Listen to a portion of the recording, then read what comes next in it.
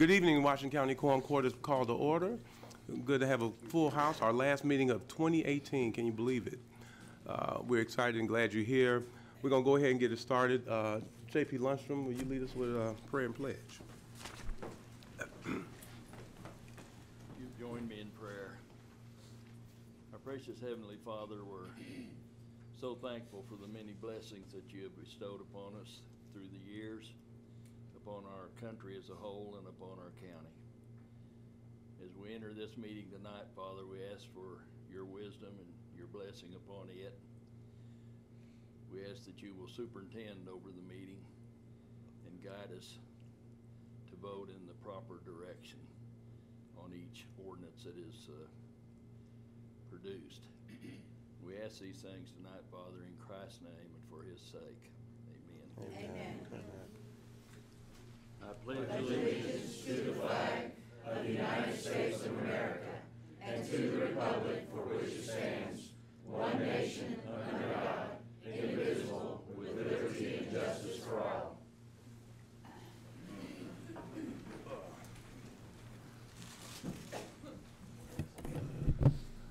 Okay, so my voice is going out. I'm going to try to speak loud. If you don't hear me in the back, put your hand up and I'll try to scoot closer. Adoption of the agenda.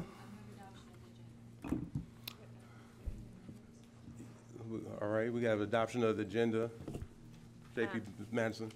If we could add the emergency ordinance about the sheriff's pay administration, it's not labeled. It's not labeled, but it's here. So.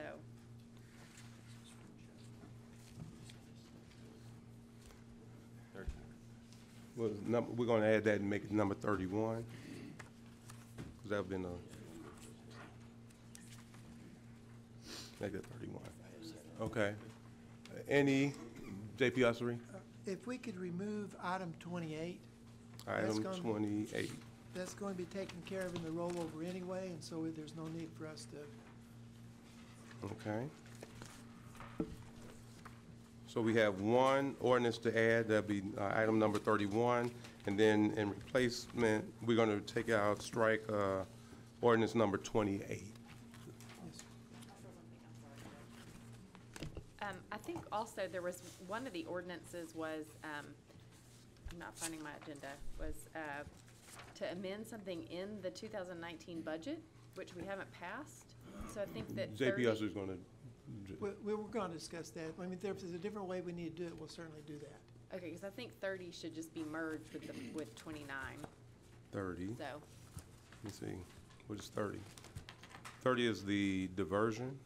Well, it's changing the titles to things in the 2019 budget, which we're attempting to pass in 29. So I think they would be merged. We had that discussion. Was that 2019 or 2018? Go ahead, Aki. J.P. Aki.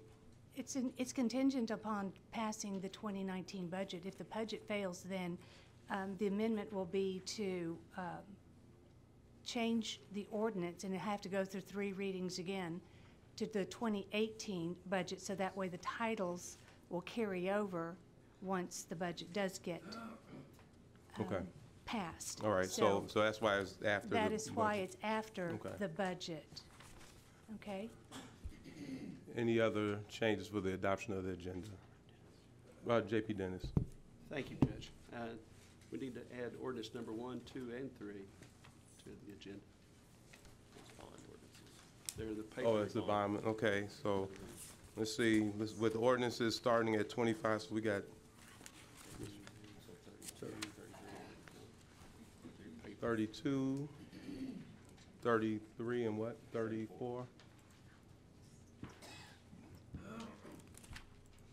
All right, let's see if I can capture that again. So we have a motion. So J.P. Madison, you want to change your adoption and amend it? Okay, I'll move to adopt the agenda with the requested additions amended in. Which will be adding 31, which would be the emergency ordinance, and then 32, 33, and 34 are the bond ordinances, as well as striking item 28. Second. It's been moved, properly second by J.P. Dennis. All in favor? Aye. Those opposed? Okay. Preliminary motions? I move we suspend the rules and read ordinances and resolutions by title only tonight. All right, it's been moved by J.P. Madison, second by J.P. Dennis. All in favor? Aye. Those opposed? No. Okay. Citizen comments. Your time to come and visit with us, share some of the goings on in our county. And so come on up. You have a 3-minute time frame, each individual. We got 15 minutes to share and hear from the county, citizens of the county. My name's Renee Allen. I'm the court clerk at the Elkins Court. What I want to discuss is on a line item. Do I wait until the line item is under discussion with my questions, or do I do it now? It's a line item or ordinance? It's a line item that you have on here. It's line item 25. And I just have questions. That's the ordinance. And yes, we'll have discussion time at that point. If you want to wait, you can do it now or you can wait till the end. Okay, I think I'll wait until it comes up. I'm sorry, I wear hearing aids. I'm hearing impaired, so if I have to ask you to keep repeating things, I'm sorry. That's fine. So I can wait until the line item is under discussion and ask my questions? Or you can do it Okay. now. Okay, thank Okay. you. Anyone else? Okay. We have someone? Come on.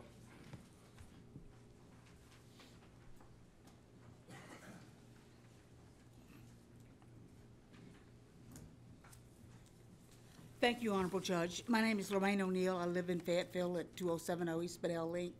And I may be a little preliminary too, just like the lady that was before me. You haven't talked about the budget yet, and the comments that I had was pertaining to that. I wanted to thank you all for sure for all of your hard work and everything. And I had sent an email out a couple of weeks ago, I believe it was, addressing each one of the JPs and thanking them for all the hard work that they do, and hope and pray that I don't say something that's going to make a fool of myself. But I worked a lot of different jobs in my life, and administrative to accounting to customer service and so on and so forth, and have gained a lot of insight into a lot of different issues. And in the email, I mentioned something about the problems that the budget is facing, particularly pertaining to the jail, and an issue was brought up about the salaries of the sheriff's officers and the training that is so costly and everything. And I understand that this is really expensive. And the suggestion that I wanted perhaps some consideration to be given to was that perhaps we could consider requesting a tenure of service, so that if an employee who is hired by the Sheriff's Department vacates his position before we have gotten our money's worth out of them, duration of service contract, because I have worked under a contract similar to this in my professional life, whereas if you don't fulfill your completion of the contract, then you're required to reimburse for all the training that you have been subjected to. That might be one possibility that we could look at. And the losses that the Sheriff's Department is experiencing may not necessarily be due to salary alone. It's not difficult to imagine that there are some situations that are encountered in the county that are very, very different than what's encountered in the city. And that may be a more compelling reason to switch than salary alone. And what if the salaries were increased to match those of the competing entities around here, and that didn't fix the problem?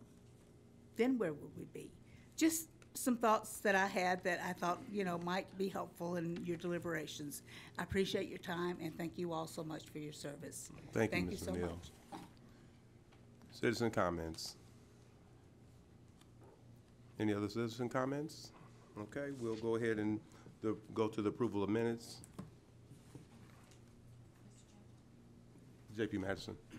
I have read the minutes and I move approval. All right, it's been a motion to move and approve the minutes, and second by J.P. Ecke. All in favor? Aye. Those opposed? All right, the county judge's report will be relatively brief. We got a lot on the agenda here. County audit, I need to make sure, did everyone receive their county audit. There was 2 reportable findings. This show a voice vote. All in favor? Did you receive the vote, I guess? Yes. If anyone did not, I need to make sure that I get your address so we can get legislative audit to send that to you. I did have to go down to Little Rock last week to testify regarding the 2 reportable findings. They were pleased with the response and they were pleased with the actions that we were taking. So I just wanted to make sure we shared that. And again, it's pretty much everything that you guys would have received. You should have your county property disposal report in your packets. I think it was maybe 3 or 4 items. And then I need 2 approvals for, I have 2 nominations for the Northwest Arkansas Regional Airport Regional Board. I have 2 Board of Director positions. I'm placing Stan Green and Tom Lundstrom on the board, and that would, we would need the approval of the court. No, a little time. I know forever be junior. I'm sorry. Yes. And then so I'll take a motion to approve. Second, all in favor, and those opposed. And then I have 2 appointments to the planning board, and that will be Ms. Lisa Miller and Mr. Neil Helm, and they will be starting their tenure in January, as will the regional X&A board directors. They'll start in January. So I need a motion on those. There's been a motion by J.P. Pond, a second by J.P. Devins, and all in favor, and those opposed. All right, and so we got those taken care of. 2 dates I just want to put out there for you guys. January 2nd will be the swearing-in ceremony. Judge Zimmerman agreed to do the swearing-in ceremony for all of us as well as the new JPs. So again, you can come here 8:30 January 2nd, and the swearing-in ceremony will happen here. And then January 17th, we're targeting that day, which will be Quorum Court Day, but before Quorum Court, we'll be looking to have our State of the County address and have the elected officials visit with the citizens of the county to talk about the successes of 28 and the future plans of 2019. Those are the 2. So that's what I have for the judge's report. We can go ahead and start working through item 8, which would be the resolutions for our those who have served our county over the years and months. And so go ahead, Counselor, if you'll read the first resolution. A resolution to express appreciation of Washington County to Joseph Kiklak for service as a Justice of the Peace for Washington County. So I move that we accept that. And Justice Kiklak came off the board, come off the court, but we didn't give him his resolution. Wanted to make sure we do them all at the same time. J.P. Madison. All right. It's been moved and properly second. Any discussion? Well, I want to thank J.P. Kiklak for his service to us, and I think he went down and he's happily enjoying teaching down in Little Rock. Do we have any public comments? J.P. Kiklak, his service to the county?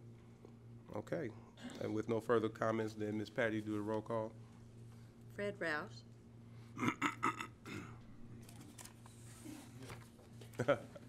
Bill Usry. Yes. Daniel Balls. Yes. Harvey Bowman.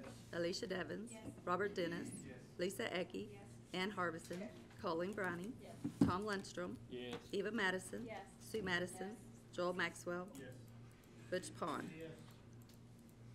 All right, that one passes.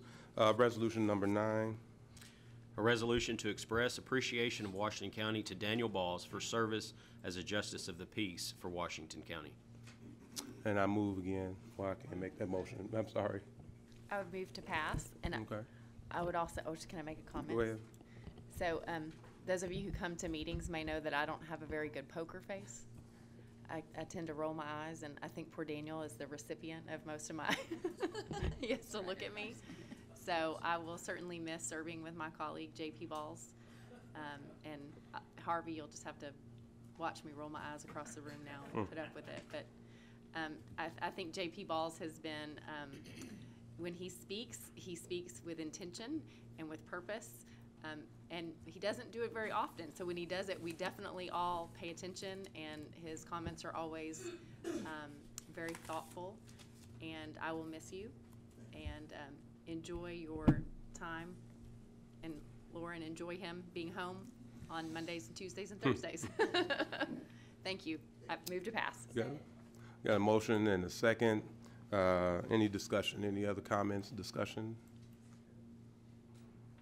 JP Ecke. I know it's quick, but here. It's been a pleasure knowing you, and God bless you in all that you do.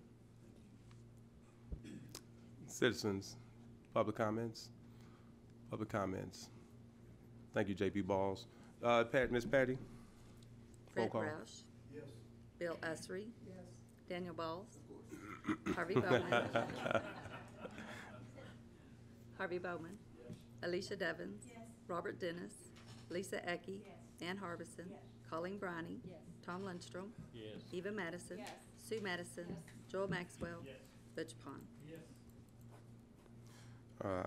Okay, great. Thank you again, JP Balls. Item 10.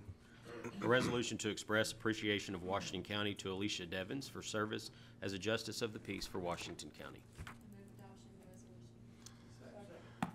It's been moved by JP Madison, seconded by JP Dennis. Any comments? Any comments, JP Bowman? Judge, I found this young lady is an alumni of the same high school I was in. Oh, my. A few years At later. the same time?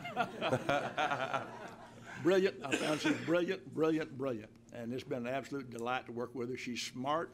She digs into details in a very thorough way. She has done a fabulous job for her. I hate to see her go away. Thank you, dear. You've been great. Any other comments? JP Lundstrom. I've enjoyed JP Alicia. When I saw her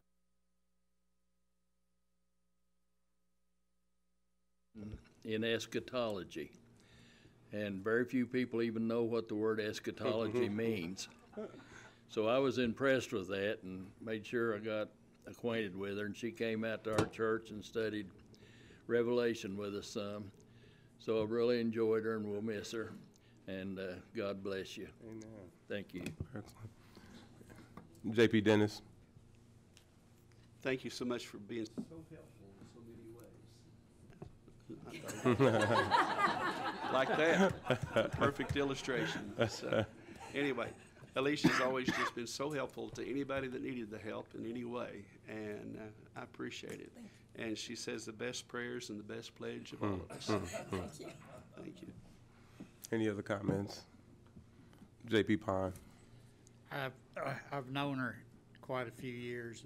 We got acquainted when she was in the radio business, and I was friends with some of her workers there, people she worked with there. But in these latter times, besides enjoying her, working with her here on the court, I actually occasionally receive reports from some of her teachers about her, and even some of the students there at the school, which I enjoy very much.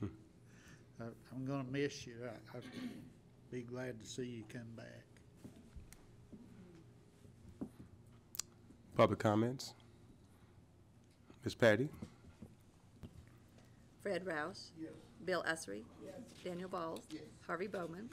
Alicia Devins.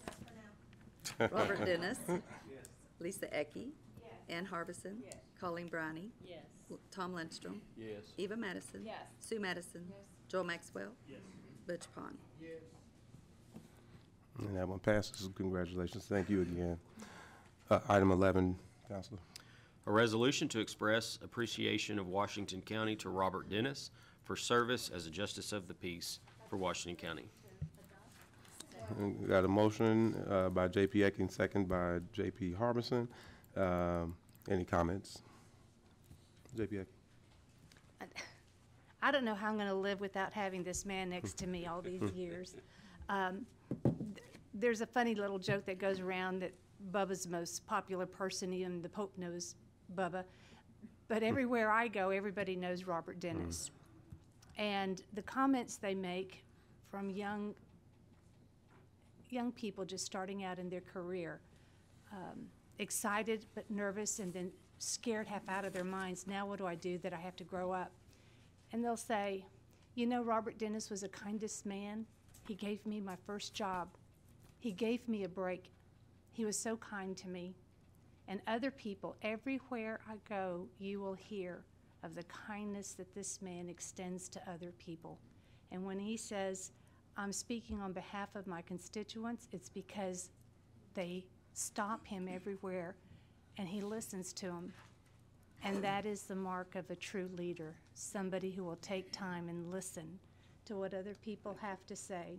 He's my brother in Christ, he's my friend, and I am going to miss you. Thank you. All right. Any other comments? Public comments? Ms. Patty? Oh, were you coming for a comment, Ms. Neal? Yes, sir. Okay.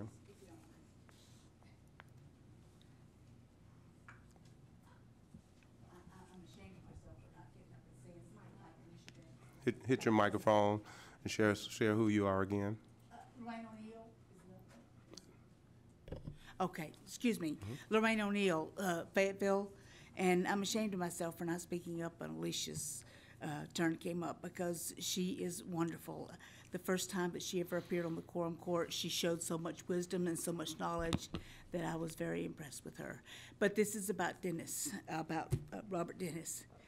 I encounter him many, many times in various places, mostly in Walmart, but he always takes time to listen.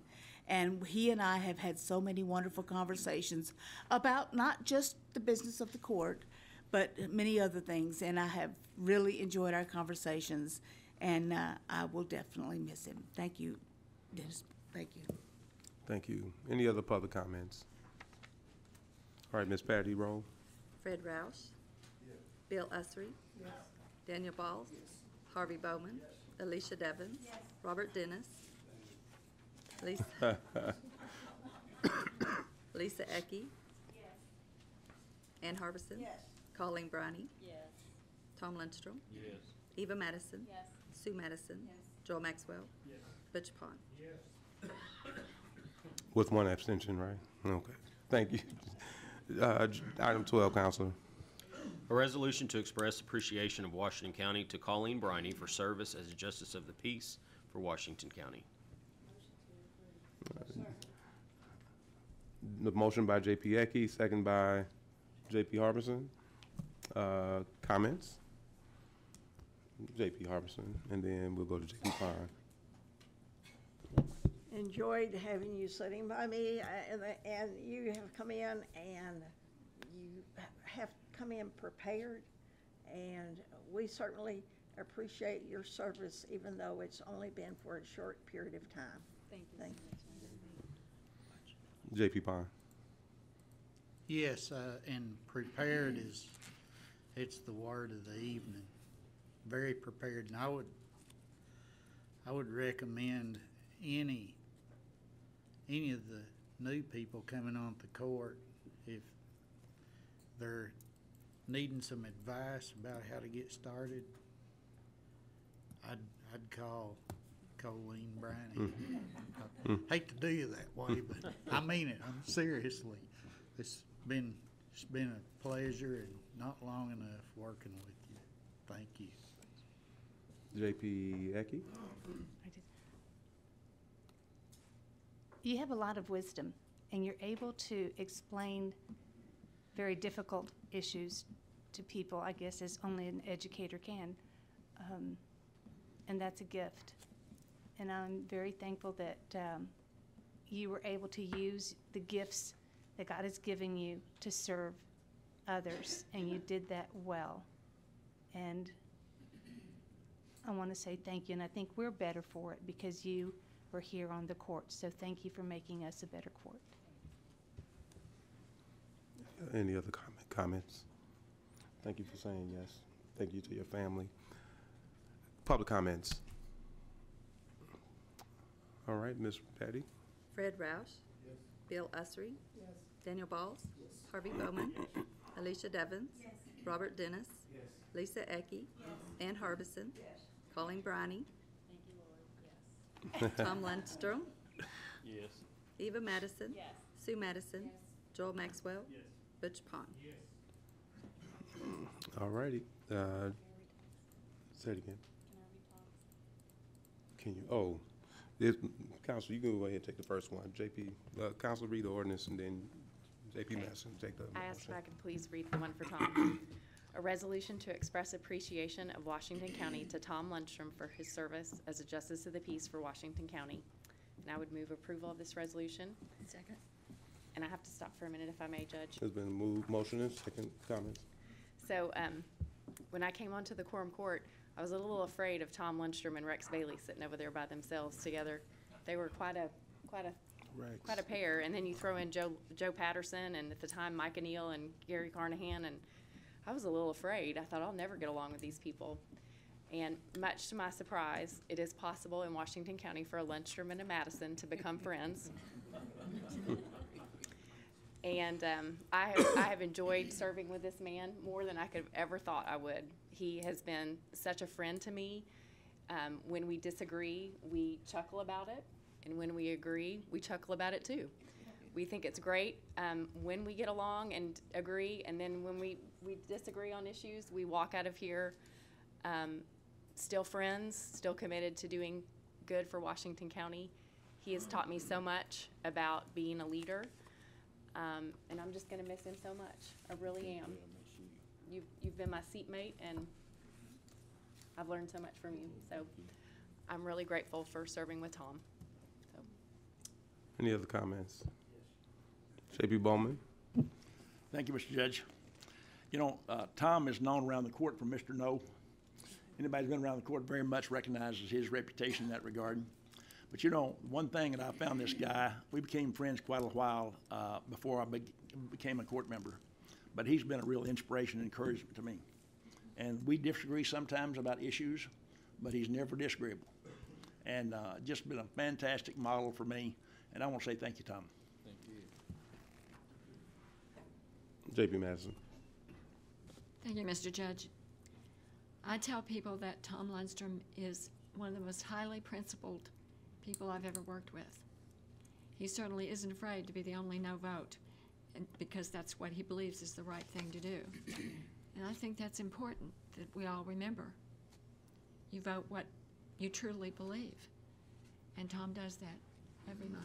Thank you. J.P. Aki. This is for my fellow colleague, Justice Butch Pond, who I didn't know very well when I first got on the court, but because of Tom Lundstrom, he looked at me like, I can't believe you just said that. And it was very late at night, and serve warning, when it gets late, I get daffy and my mouth speaks from my brain. And Tom gave me a look, and it scared me, and I said, don't you look at me that way, Tom Lundstrom. You put your sheriff's bullet back in your pocket. And Butch Pond just about fell out, started laughing, and this one started talking, laughing, you remember. And that was just, but when Tom looks at you, you know, I mean, I thought he was going to haul me off to jail.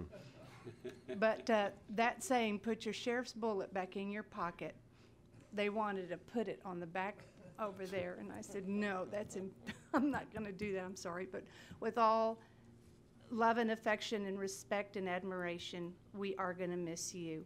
And may God bless you richly and give you long life. Thank you so much. Tom Lundstrom Jr., does that look remind you of anything? Public comments. Oh, no, we have one more comment. Sorry, J.P. Maxwell. I'll just say all good structures need a good cornerstone to anchor things and to measure everything else off of and square it up. And I think this court will be a miss when that cornerstone's missing. So great job and great service, Tom. Thank you. Any other comments? J.P. Harbison. Tom came on the court after I had been on 2 years, and so we were kind of newbies on the court, and he would look at the budget, and he could analyze that budget, and I learned a lot by his questions about what he was asking, so, you know, to understand the budget, and I needed, you know, so I did learn a lot from you, Tom. I may not have voted no as many times as you wanted me to vote no, but I appreciate your service to this county. Thank you. Could I just make a quick comment? Absolutely. Thank you all for your kind comments, and I just wanted to warn you, you may hear another no or two tonight. Thank you. Public comments, there you go, go ahead. I'm Mike Landry, and I am a direct constituent of Tom Lundstrom, living in District 1, and on behalf of my wife Barbara and me, we want to thank you for the way you've represented our district. Also, the fact taking time to meet with Barbara and me. You've gotten together with us for coffee when we've talked about county issues, and you are going to be missed very much representing us, although I know we're happy to see Lance Johnson, a friend of ours, will be replacing you. But at any rate, thank you very much for what you've done for this county. I know from a personal standpoint you've had some difficult days in recent days, and our prayers have been with you, and we greatly appreciate who you are. Thank you so much. Thank you, Ms. Landry. Public comments. Ms. Patty? Fred Roush. Yes. Bill Usry. Yes. Daniel Balls. Yes. Harvey Bowman. Alicia Devens. Yes. Robert Dennis. Lisa Eckey. Yes. Ann Harbison. Yes. Colleen Briney. Yes. Tom Lundstrom. Abstain. Tiva That was a Madison. no. Sue Madison. Joel Maxwell. Butch Pond. Okay, that resolution passes. Item 14, Counselor. A resolution to express appreciation of Washington County to Joel Maxwell for service as a Justice of the Peace for Washington County. Sir. There's been a motion by J.P. Madison, second by J.P. Bowman. Comments? Go with J.P. Usry and J.P. Bowman. I'd just like to say how much I've really appreciated you bringing us back to the middle when we go off a direction. And you've done a very good job of keeping us on track, and I really appreciate what you've done for us. Thank you. J.P. Bowman. J.P. Bowman. Thank you, Judge. I didn't know Joel when he came on the court, but I can tell you I found out right away, this is a bright guy. He really digs into details, and he knows things about things that I never heard of. And he's brought a perspective to the court that I've never seen before. I'm really going to miss him. We're going to miss you, buddy. We love you, appreciate you. Let me J.P. Devins and J.P. Dennis. Thank you. Came on at the same time as Joel, and I too was amazed at how much you knew about so many different aspects of life, and you've been a great addition to the court. You'll do fine whatever you do. Look forward to your leadership in something else. Thanks. J.P. Lundstrom. I had hoped that Joe would be here again next year, because my experience with him is he is a very intelligent man. Looks at things in an extremely intelligent way, and I appreciate that. So I wish you the best. J.P. Pond.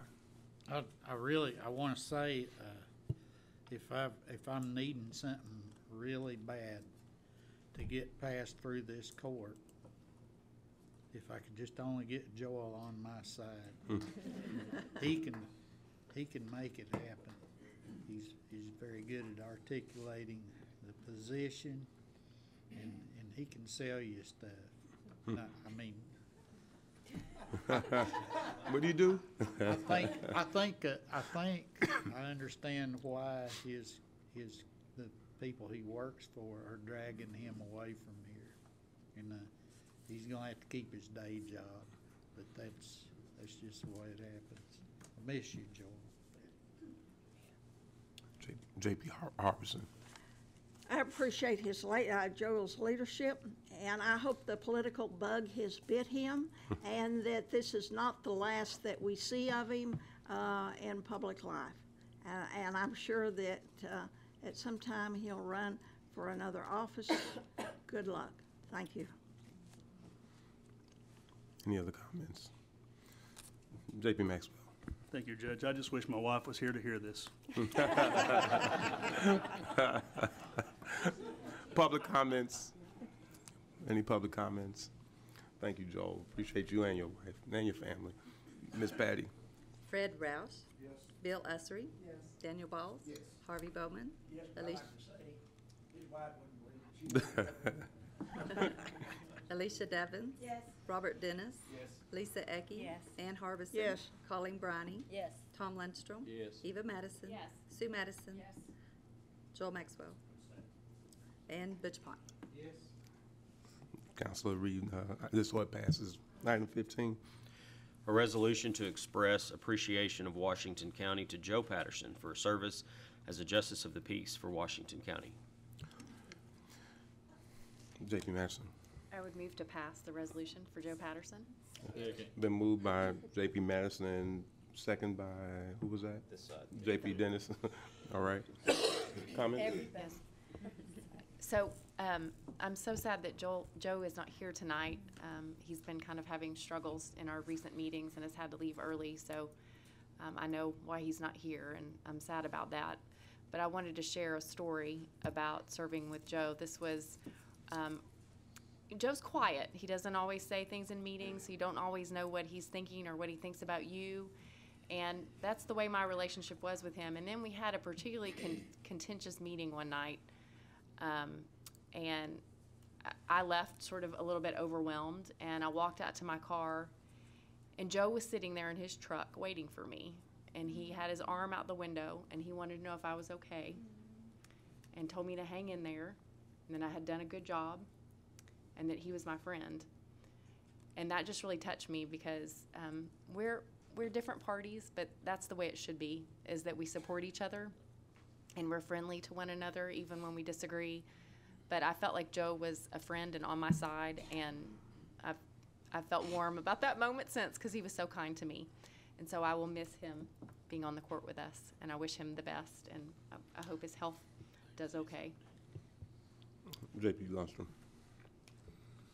Joe and I became very close friends over the years, both in business and here. But he's suffering from his Parkinson's disease, and the medication he takes causes him great anxiety. So that's why he's been leaving the meetings early. He gets here, he's all right for a while. And his Parkinson's and his medications mess him up, and he has to leave. But I'll miss him working with him on the court, but I'll still get to see him in business from time to time, so be missing him. Thank you. J.P. Bowman and then J.P. Harbison. Thanks, Judge. Guys, I'm telling you, Joe was a very quiet guy, not just on the court, but all around. But I tell you what, when you talk to Joe in some length, you begin to realize he's got a breadth of experience that's really broad, a very smart guy, but a very thoughtful guy, too. So we're going to miss him all. J.P. Harbison. Joe is kind of the one of those people that's been the foundation of this court. He knows budgets better than anyone on this court. He can quote things from budgets 5 or 6 years ago. He was my seatmate when I first came on the court. And you know, when new JPs come on, you gotta think, oh, I gotta do something. And Joe, one night, put his hand on mine and he said, you can be an effective JP without passing ordinances. You don't need to be passing a bunch of ordinances. And I always remember that. I'll miss him. And I'm very sorry about his conditions. And I wished he was here tonight so that we could really express to him how we feel about him. Sure. Well, tonight you guys are signing all the resolutions, and we have a card that I'll take to him and take the resolutions. We'll bring them back and then ask you guys to come back to the court and have that. But we do want to make sure he gets his resolution and bring him into the courthouse. So, but hopefully, again, you guys call and express your same appreciation to him. He's been a long-time friend of mine, and so as many of you guys have. But public comments. Public comments. Ms. Patty. Fred Rouse. Bill Usry. Daniel Balls. Harvey Bowman. Alicia Devons. Robert Dennis. Lisa Ecke. Ann Harbison. Colleen Briney. Tom Lundstrom. Yes. Eva Madison. Sue Madison. Joel Maxwell. Butch Pond. Item 16. A resolution to express appreciation of Washington County to Fred Roush for service as a Justice of the Peace for Washington County. Motion by J.P. Harbison, second by J.P. Ecke. Comments? J.P. Bowman? You know, Fred's not been with us very long, but I can tell you, he's a bright guy, and he really digs into detail. He's another one of these guys kind of quiet, but he speaks. He's got a lot of truth in what he's got to say, so we really appreciate you, Fred, your service, Fred. Thank you, buddy. J.P. Ecke? Other than Alicia Devons, I don't know, I think it's a tie. When Fred Roush prays and leads us in the prayer and the pledge, it is with such conviction you know that that is a man of character.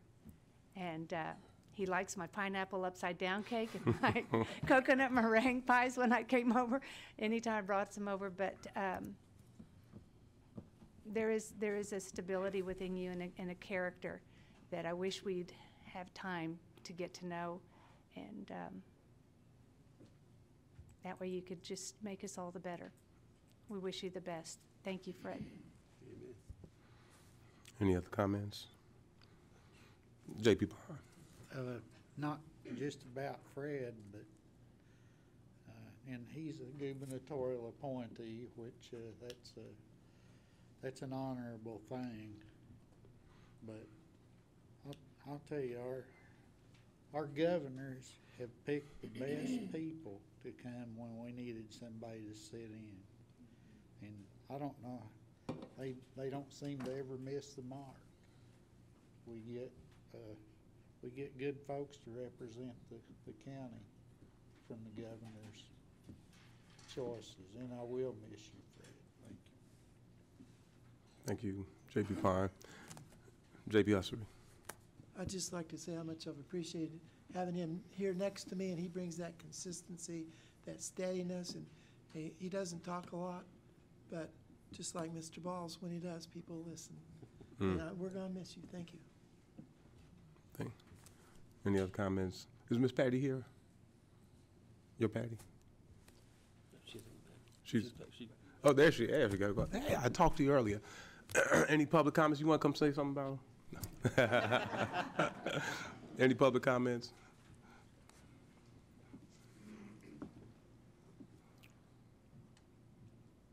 I never do have to turn this thing on. Push the middle button. Is it on? No. All right. I've known Fred longer than any of you. He was a teenager down at Greenwood, Arkansas when I first saw him. So through the years, I've kept up with him. The reason Fred doesn't talk much is the other two guys that he ran with talked all the time. But Fred's always been, and when he was in high school, he was very serious in trying to keep these two buddies from being expelled. And I think that's a true fact, Fred. Appreciated our paths has crossed for those many years back and forth in the professional world. And when the governor appointed him, I told the judge, I said, it's a great choice. And the judge will tell us that. He came from where we are, and I'm country on this. He came from good people. That's the key. I knew his parents. They were good people. They were good church people. They can pray. I think his dad could beat him in prayer, and his mother sure could, because she prayed for him and his running buddies a lot. So tonight we know that Fred will continue to serve in his private capacity and help our county and help our communities. Thank you, Fred. Thank you. Any other public comments? Miss Patty? Fred Roush. Bill Ussery. Daniel Balls. Harvey Bowman. Alicia Devons. Yes. Robert Dennis. Yes. Lisa Ecke. Ann Harbison. Colleen Briney. Tom Lundstrom. Yes. Eva Madison. Yes. Sue Madison. Yes. Joel Maxwell. Yes. Butch Pond. Yes. All right, item 17. That passes. Item 17. A resolution to express appreciation of Washington County to Bill Usry for service as a Justice of the Peace for Washington County. Second. There's a motion by J.P. Ecke, second by J.P. Madison. Comments? I'd like to say it's because of Bill Usry that I made a motion and J.P. Madison seconded it. I think we're on the same page of this. When I first met Bill Usry, he asked me, "Why are you on the court? Why are you here?" And I said, "Well, as all I could hear is for such a time as this is what I want for you." And it was to bring unity. He says, "That is what I was told, and I'm so glad you're here." He made me feel welcome, but he has a, where it says in Matthew, "See that man," Jesus said of Nathanael, "in whom there is no guile." And I think that speaks of Bill Usry, a man in whom there is no guile. He set forth to do a job and to serve the people well, and he did that. If I was in the military, I'd say, "Sir, mission accomplished, job well done. I'm going to miss you, but I know that our paths will cross at other times." And he's married to the most fantastic woman, Melissa. And God's richest blessing on you. Thank you. J.P. Bowman. Well, I've known this guy for quite a while, and he is a man of character. All I can say is he really chose well when he chose his wife. I've known her since she was a teenager, and I can't figure out why she chose a guy like this. Yes, I can. Yeah, I can. He's a neat guy. I'm going to tell you, I don't know if all of you are aware how hard he has worked on the budget process. Untold hours he dug into this thing, and I'm telling you, he did a yeoman's job on it. And I think he took some criticism about the way it was done, but I think we all agreed with it to begin with, and I'm disappointed it was so tough. But Bill, thank you, buddy. Appreciate your service. You did a fantastic job. Any other comments? J.P. Maxwell.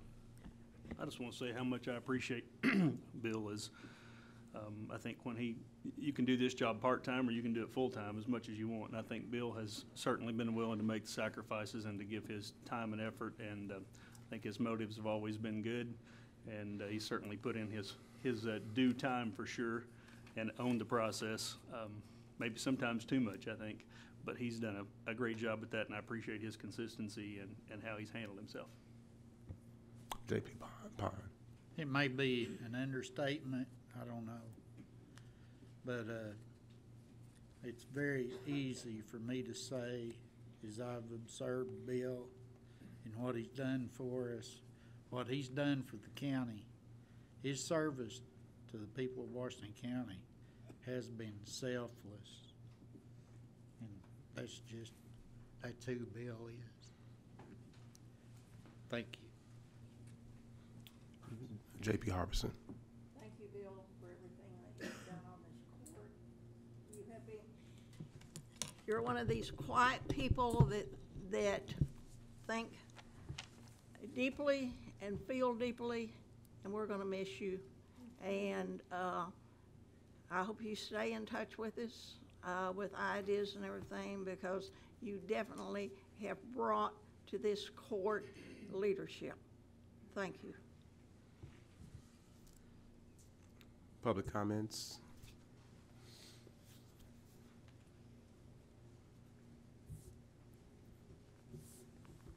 I'd like to. Who are you? You just gotta make sure. Who am I? I'm Carl Bills, Chief of Staff. And as Chief of Staff, this is a historical moment. I've seen a lot of government agencies in different towns and counties, but to lose 9 off of a board of this size and new members, and the only thing that I can say for the 9 that's leaving, thank you very much for what you've given myself and the judge in support for the last 2 years. And to the new coming JPs, you got some big boots to fill, people. So this government is very complicated. get to learn it, and we appreciate you, every one of you. Thank you. Thank you, Bill. Any other public comments? Ms. Patty? Fred Roush. Bill Usry. Daniel Balls. Harvey Bowman. Alicia Devons. Robert Dennis. Lisa Ecke. Ann Harbison. Colleen Briney. Tom Lundstrom. Eva Madison. Sue Madison. Joel Maxwell. Butch Pond. And that one passes. And as the chief said, thank each and every one of you who are outgoing. I appreciate you guys. Can we give them citizens and give them a hand?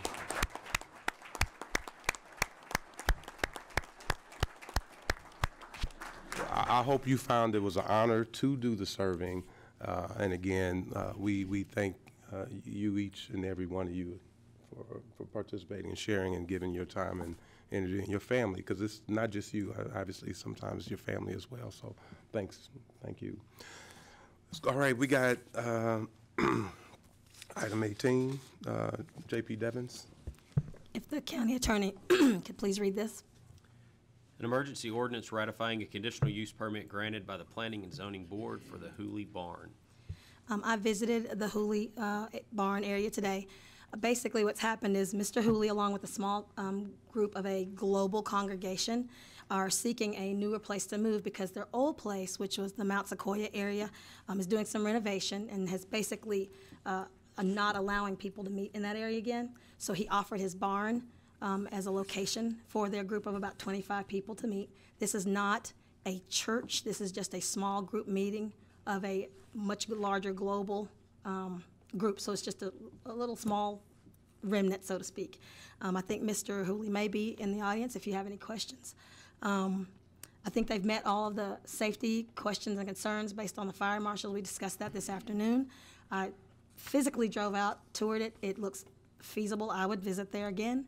There are no close neighbors that are opposed to this happening.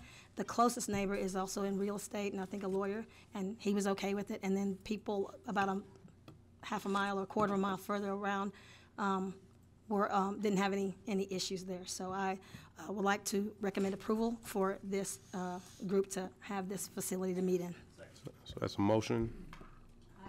Motion. All right, there's a motion by J.P. Devins, the second by J.P. Maxwell.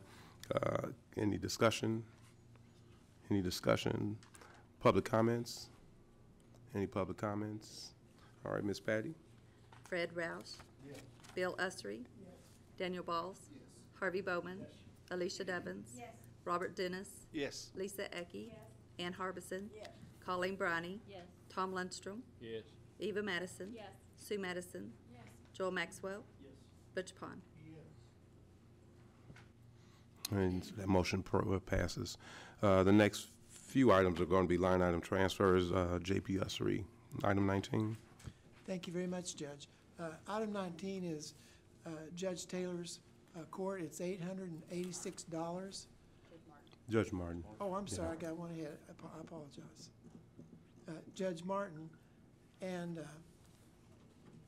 it is for a couple of things. It's for software support, and it's also for food, and because there have been a lot more people that have been serving as jurors than was anticipated, and so it's going to cost more money for food. And so what we're trying to do with all these line item transfers is just make sure we put things in the right bucket. And these exceeded the maximum amount that they can transfer from one account to another without coming before the court. And that's what's precipitated this. It's the end of the year, and they're all trying to get everything lined up the way that it should be. So,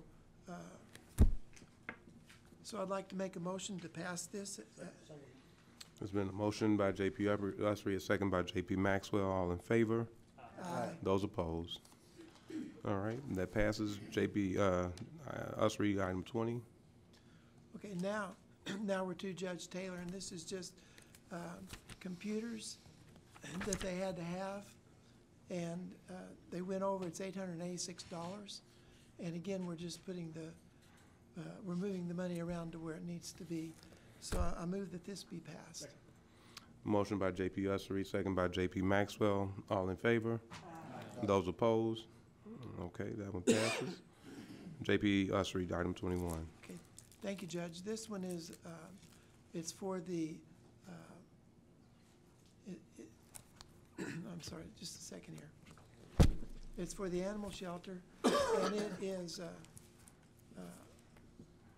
they've got several things that they're moving around. The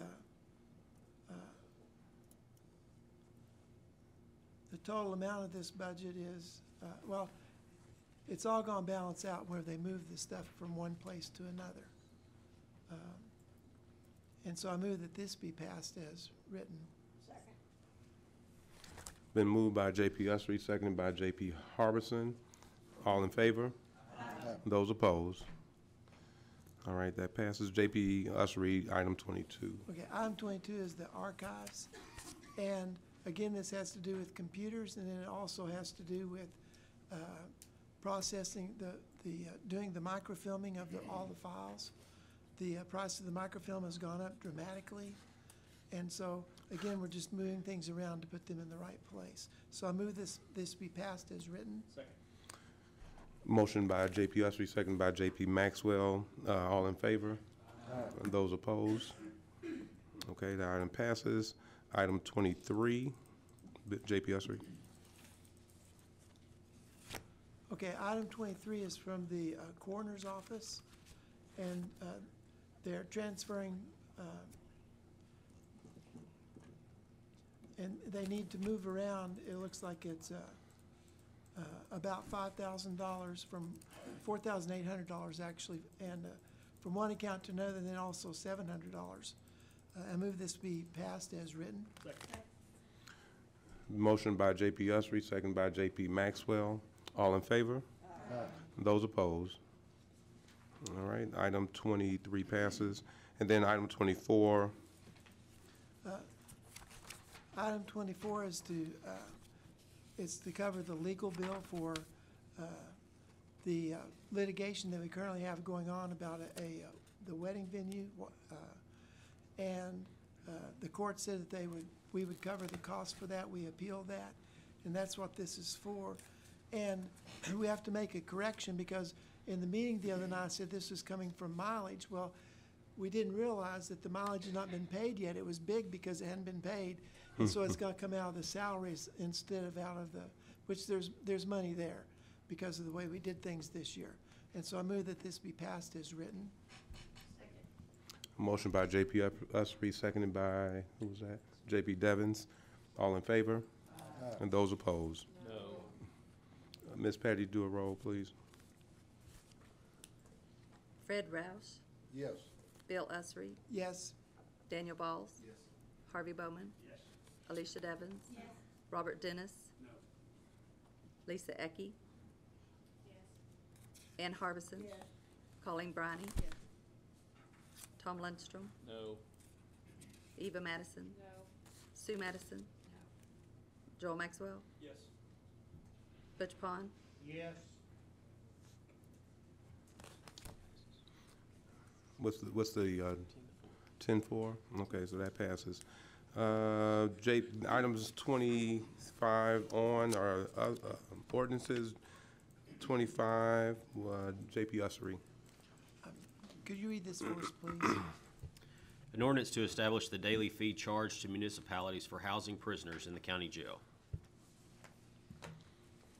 Okay, and what we've been looking at is trying to, the expenses at the jail have gone up, and between the jail and law enforcement, that's more than a third of the finances for the county. And so we're looking at trying to get the cities to kick in, and so that's what this is about. And so, I guess for discussion purposes, I move that it be passed. First reading. Okay. So that's a motion for first read. Second. Do we have to read through? Discussions. Go ahead, JP Bowman. Recognizing me? Okay. Judge, I think a lot of the folks in this room may not understand the full problem that we have with this cost of sustaining the jail. Currently, it's taking probably $1 million out of our general fund to keep the thing going at the jail. The state's not paying us what it costs us to keep prisoners. The drug test takes forever to get resolved, and prisoners are staying in the jail for extended periods of time waiting on those. We don't have enough judges to take care of processing these people on a timely basis. The cities close their jails and leaving us with the expense. And so we're just in a box, and we're getting squeezed from both sides. Somehow we've got to make up the difference here between what the taxes to fund the jail are and what our costs are. And I guess I'm the culprit that brought this up to begin with, because the cities are advocating jail maintenance, and we're having to carry that cost. I don't like all the provisions of this.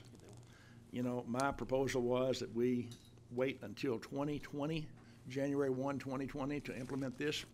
I still think that's a good idea, but I've had it pointed out that Benton County is charging a daily fee, and we have not been, but we have a tax, a sales tax, as a 1/4% that's helping fund the jail.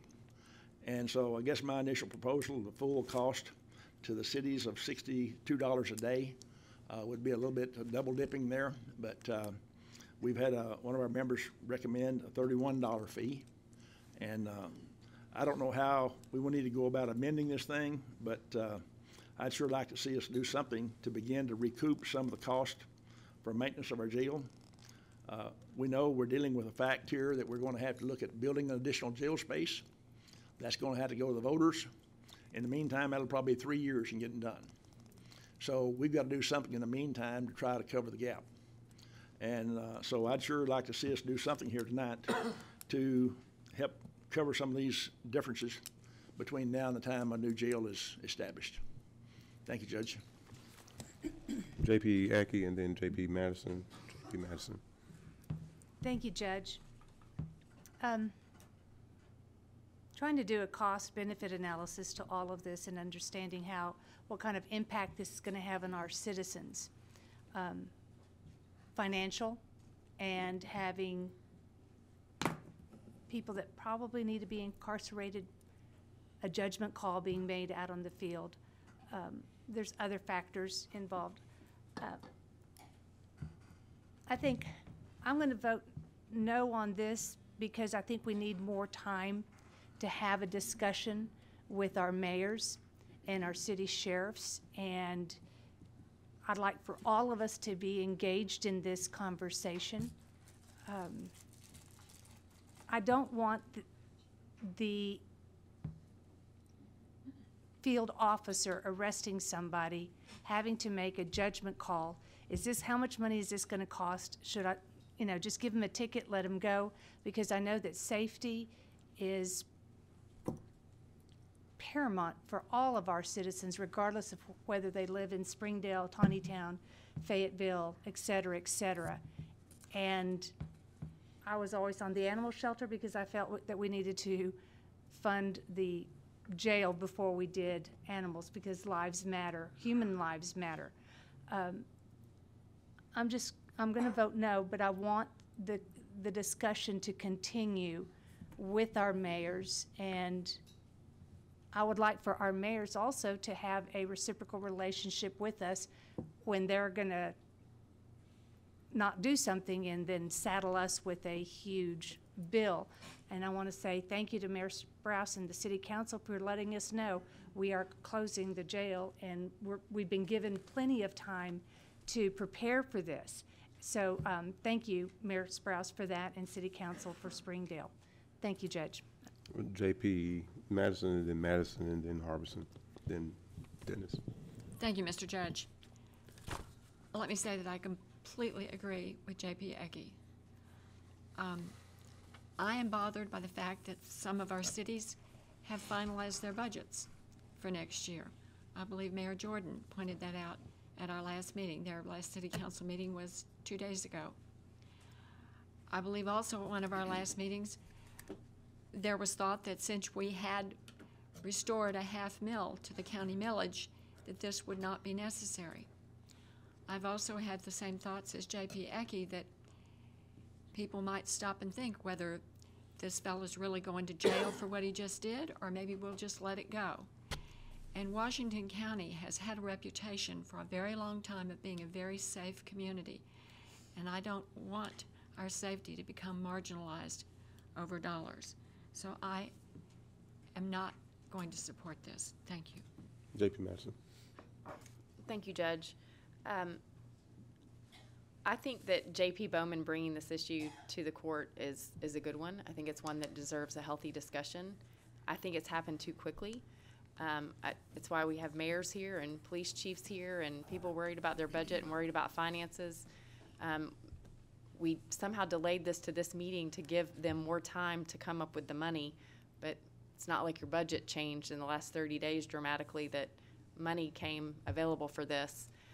I'm concerned that we're not like Benton County that imposes a fee, because we have a sales tax that our cities already pay to fund the jail. And so the question is are we asking basically for our cities to pay for it twice? And then I think we ultimately go back to the reason the jail is in this situation it is because the state doesn't reimburse us for the cost. And I don't feel it's responsible for us to pass that off on the cities without doing a little bit more to try to resolve it at the state level. I think that the county should be in this together with the cities to resolve it, that we should come up with a good solution. Because one thing that I think Sheriff Helder has mentioned before that concerns me is this ordinance impacts the jail expansion. If we pass this fee and start collecting it immediately on the cities, when we come to them to ask for a sales tax, they're going to say, you're not going to tax us again. And so I think that we need to step back and look at the bigger picture. Yes, the jail has a funding issue. There's no question about it. And yes, daily fees are something that we need to consider, but they need to be considered as part of a larger solution that involves the expansion, that involves the state reimbursement, that involves talking to the mayors. One of the things I would like to talk about is because you'll remember when Mayor Jordan was here last time and his folks, his budget director was giving him an estimate that this could cost them $2 million a year. And then we were saying, no, we don't think it will take in but about $2 million total. And so those are pretty vast differences, not knowing what we're getting into. And what I thought was, well, if we only think it's going to take in $2 million, maybe we should talk about putting a cap on it for the cities. And I was trying to think about, could you do like a per capita cap, like $3, $4, $5 per capita, so that the city of Fayetteville can say, okay, we know the most it can cost us is this. And so we can feel sure for budgetary purposes that we don't have to make a decision to turn somebody loose or say, oh, well, this is an arrest from a warrant from a different county. I don't want to have to pay for this, so I'll just let that guy go on down the road. Not that I really think our law enforcement officers will do that, but if it comes down to money, sometimes it's a hard decision. And so I wish we would slow things down and not do this at such a dramatic point. Especially when we've got so many new folks coming onto the court that I think are invested in this issue. I was hoping J.P. Ecke would make a motion to table, given her sentiments. But I think this issue deserves discussion. I just think we're not ready for it. It feels like we're forcing it on the cities, and we've pitted ourselves. We've pitted the county against the cities, and we should sit down and try to work out the funding solution for the jail in the broader perspective of what's the right funding solution for the full county as a whole. And so I would just ask us to put the brakes on this a little bit, maybe leave it on, just advance it to second reading for next time, and just slow things down so that we have a chance to hear from everybody. I know at the last meeting, I'm not even sure all the mayors knew yet.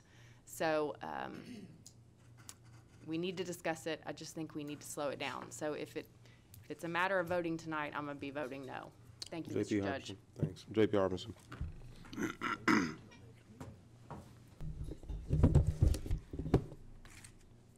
This is an issue that's been going on for 7 years.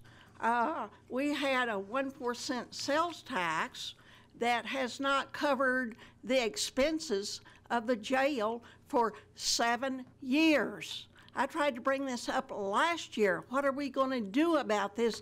And then Harvey Bowman brought this idea up of charging the cities their fair share. We have paid over from $6 to $7 million out of the general budget to run the jail.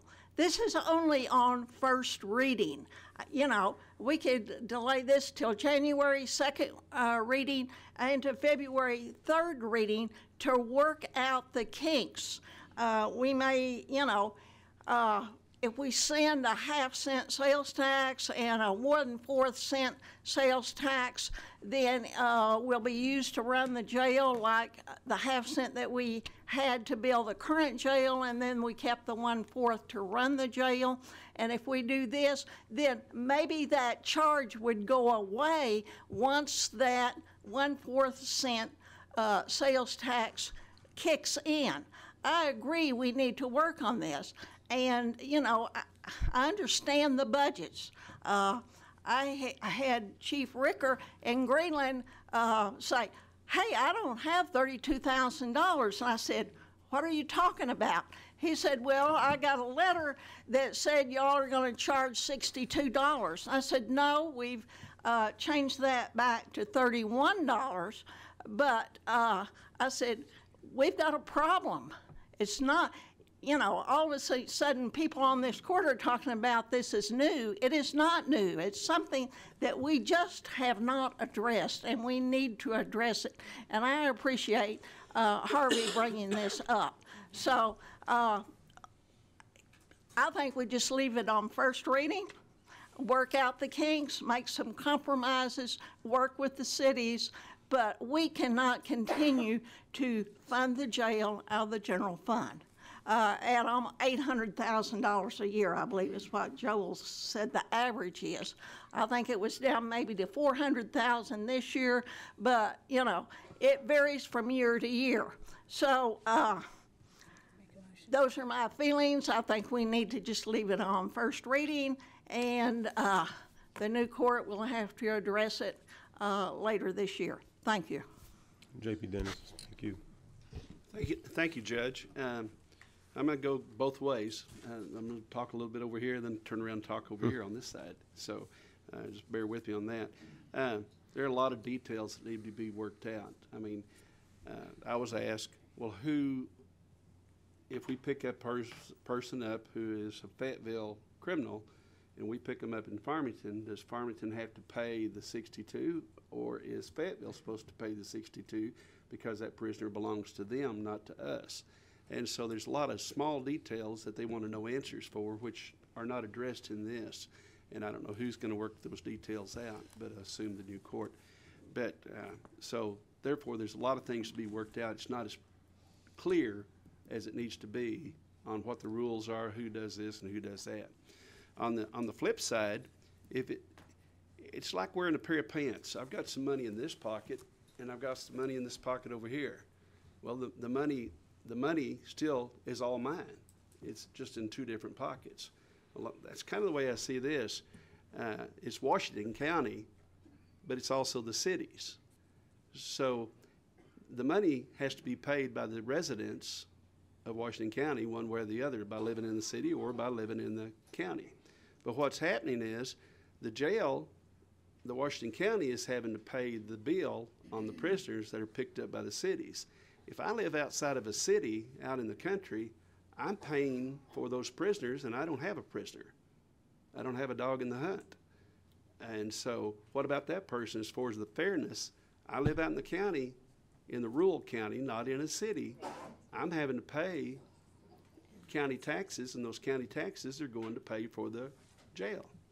So you get, you know, the point is, the residents pay all the money anyway, but it's a matter of the fairness. And I would say it's not fair for someone that lives out in the county away from where the crime's committed to always have to pay more taxes to pay for the prisoners. And if all the crime happens down on Dixon Street because you have bikes, blues, and barbecue and open marijuana, well, you know what? You deserve to pay the bill, not me living out in Evansville. Yeah, that's the way I see it. So, in my opinion, the amendment should be not $31, but $62, because that's what it cost. If you raise my taxes, and I've already done my budget for the year, are you going to forgive me, as Russell, or not Russell Hill, but Bobby, or the collector, Are they going to forgive me for not paying the full amount that you raised my taxes to? No. They're going to charge me the taxes, aren't they? And, well, I've already got my budget made. Well, guess what, Robert? You got to write a new budget because you're going to have to pay the taxes. So if there's an expense that belongs to the city needs to belly up and pay it. And J.B. Pond and then J.P. Maxwell. I'm going to keep in mind that there are probably several people here this evening that would like to ask some questions about this or make comments about it. Some of them actually, it's part of their business. I know one lady that's here is a court clerk from out at Elkins that has legitimate questions and concerns about where the money they're paying now goes to.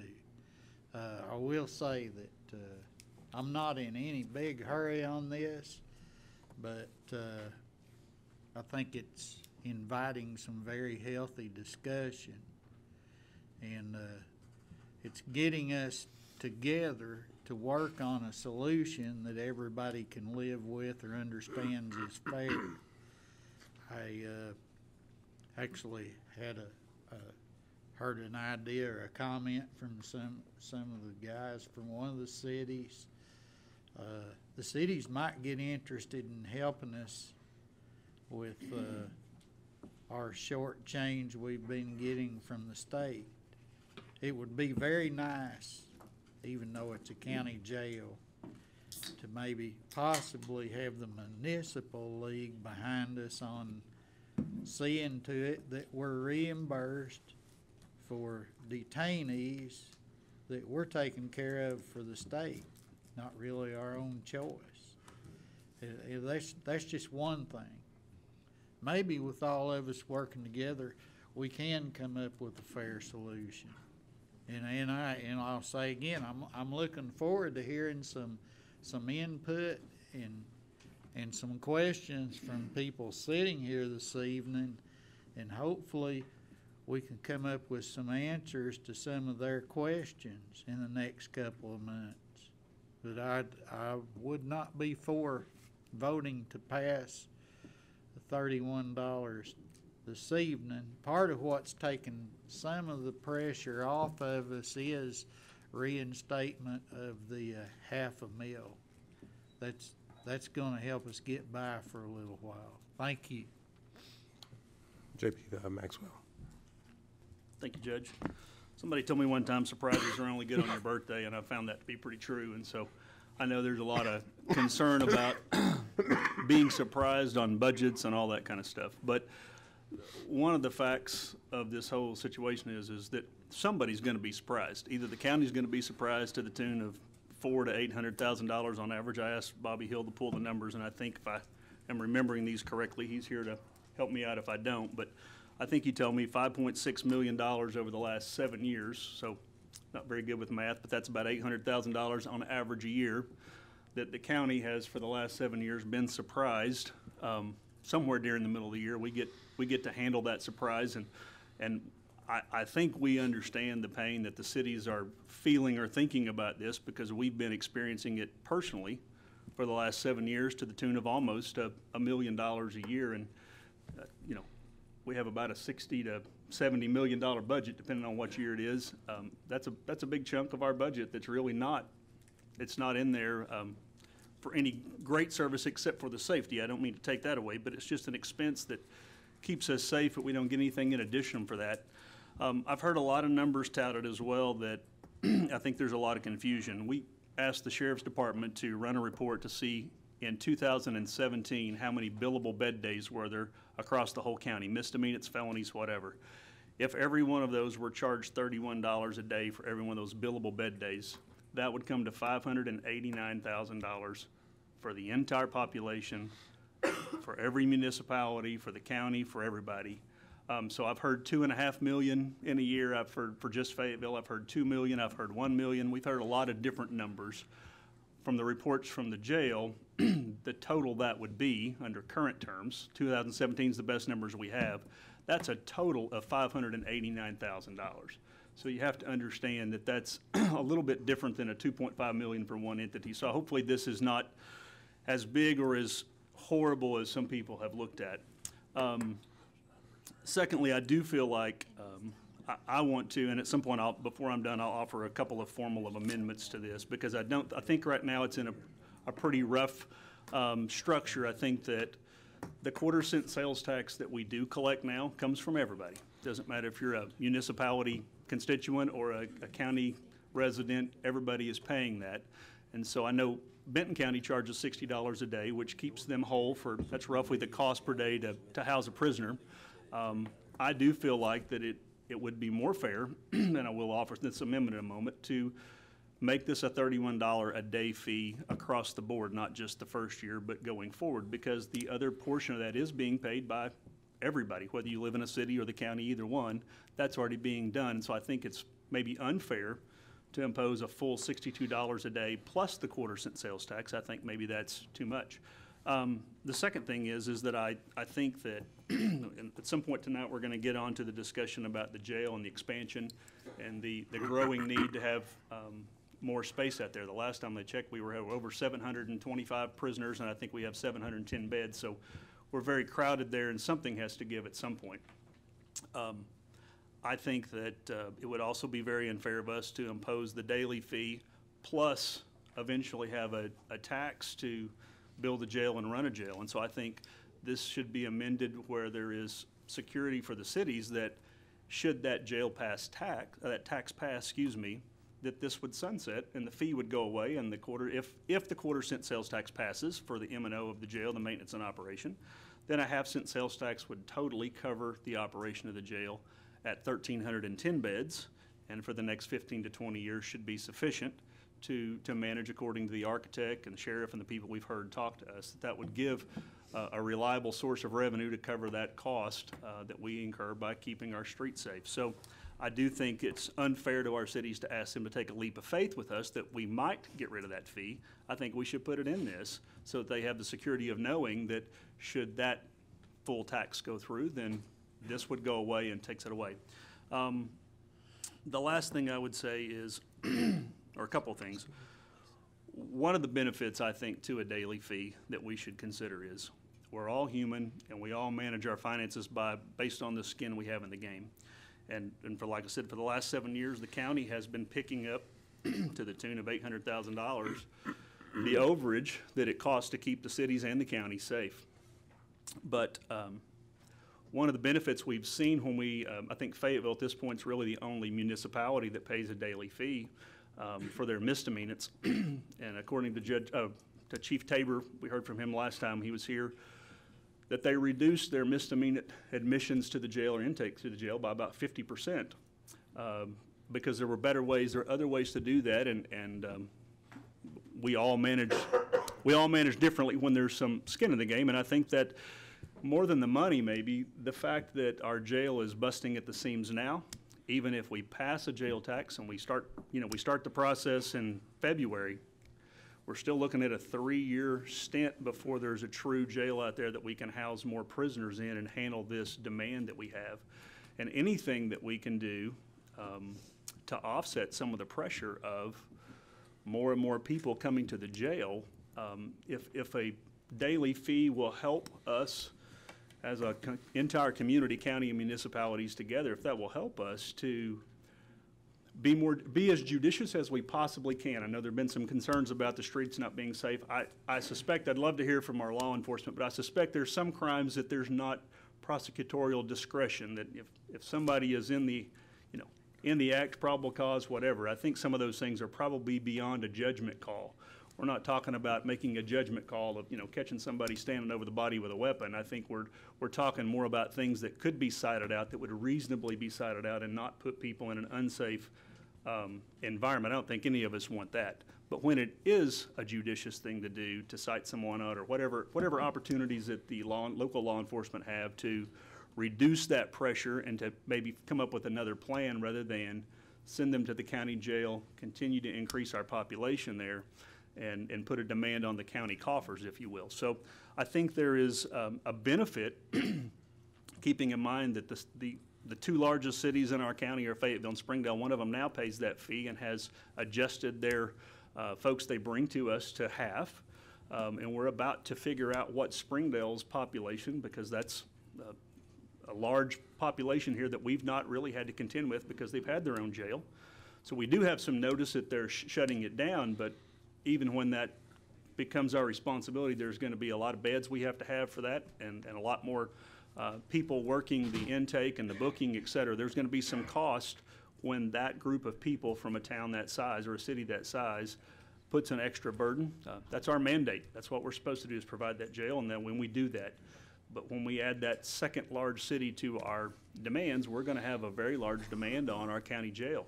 And so the hope would be is that a daily fee would help keep that to the appropriate proportion so that our jail doesn't get undue pressure on it. So I'm going to offer 2 amendments to J.P. Bowman's ordinance here. Number one is that it be a $31 fee in perpetuity, not just for the first year, and out of trying to be fair to our municipalities. And then I would also offer a second amendment that there would be verbiage in here stating that should there be an additional sales tax to maintain and operate the jail in the future, that these fees would go away in lieu of that additional sales tax should that pass.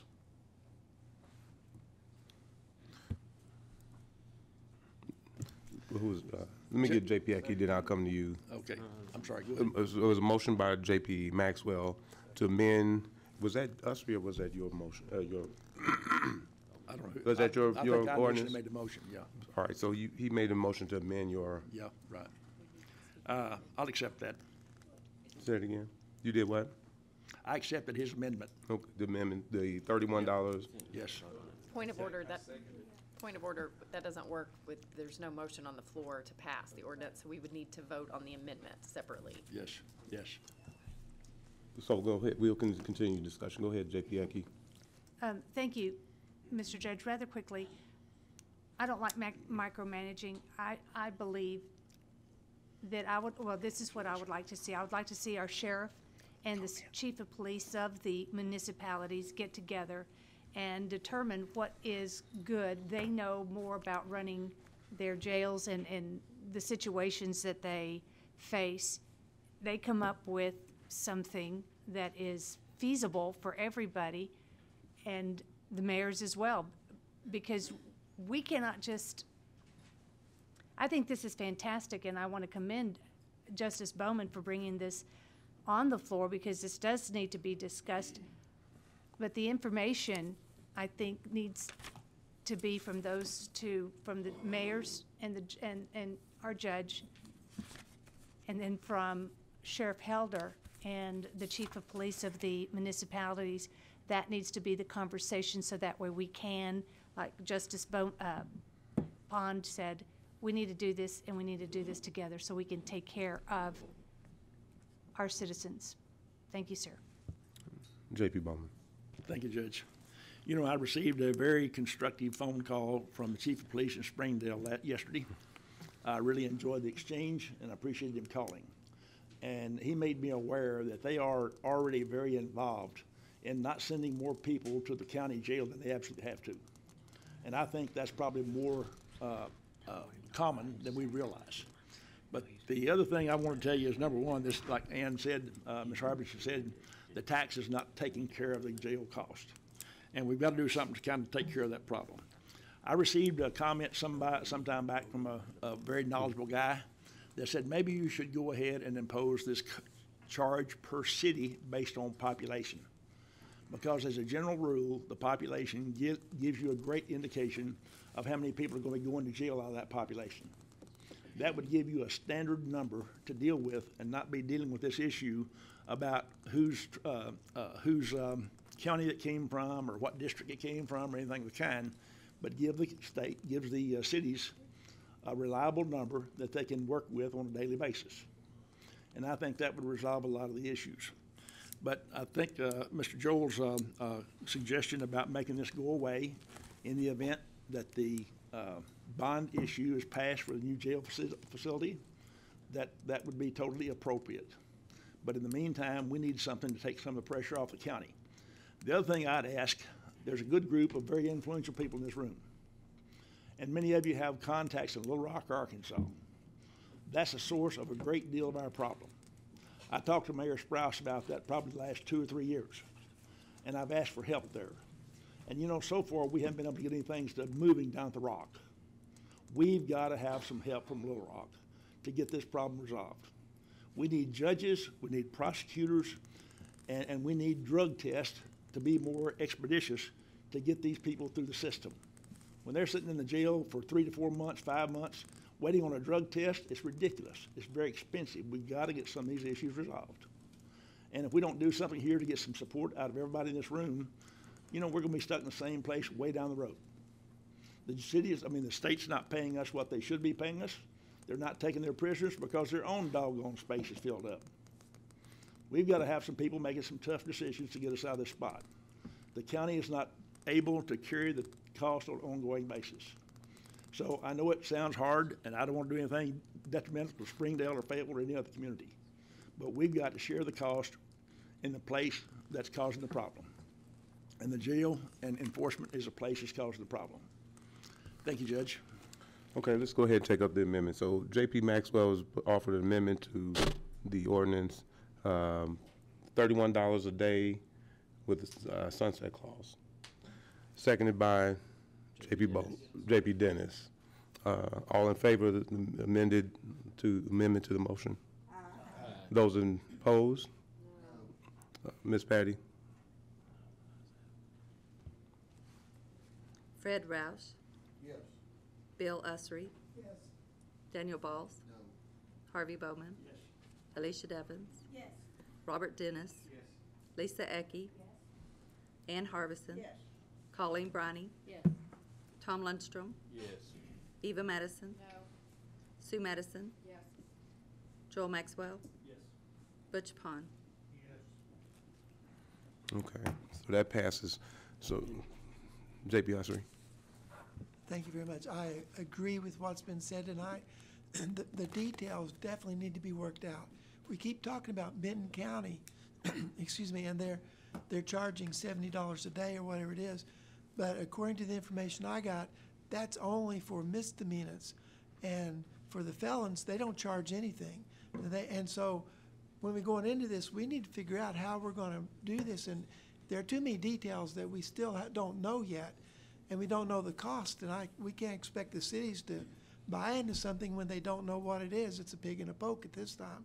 So it needs to be done. It needs to be addressed. We just need to get the details worked out first.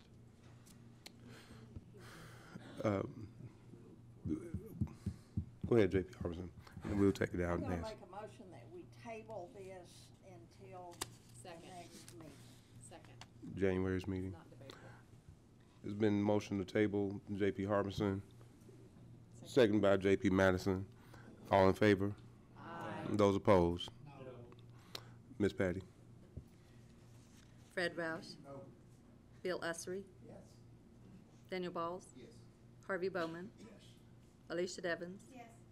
Robert Dennis. No. Lisa Ecke. Yes. Ann Harbison. Yes. Colleen Briney. Yes. Tom Lundstrom. Yes. Eva Madison. Yes. Sue Madison. Yes. Joel Maxwell. No. Butch Pond. Does it pass, Ms.? It's tabled. Is that correct, Ms. Patty? Okay. I'm sorry. J.P. Bowman. Judge, you know, it's occurred to me that we still got the language in here that's referring to prisoner days by the cities. You know, I still think that's an inappropriate way to administer this cost. I think it should be based on population of cities, so they've got a number to work with. You know, I appreciate the fact that these cities are already attentive to the fact that we got an overcrowded jail, and they're not sending unnecessary prisoners down here. And I appreciate that. But I also think we need to go ahead and be considerate of them and help them to set up their budgets based on population, not the number of people who happen to come this day or that day or whatever day. So that's the reason I voted to table this at this point. because we still need to get all those things worked out. And we've got a ton of issues to resolve before this night's over. And I don't want to be here to break a day tomorrow.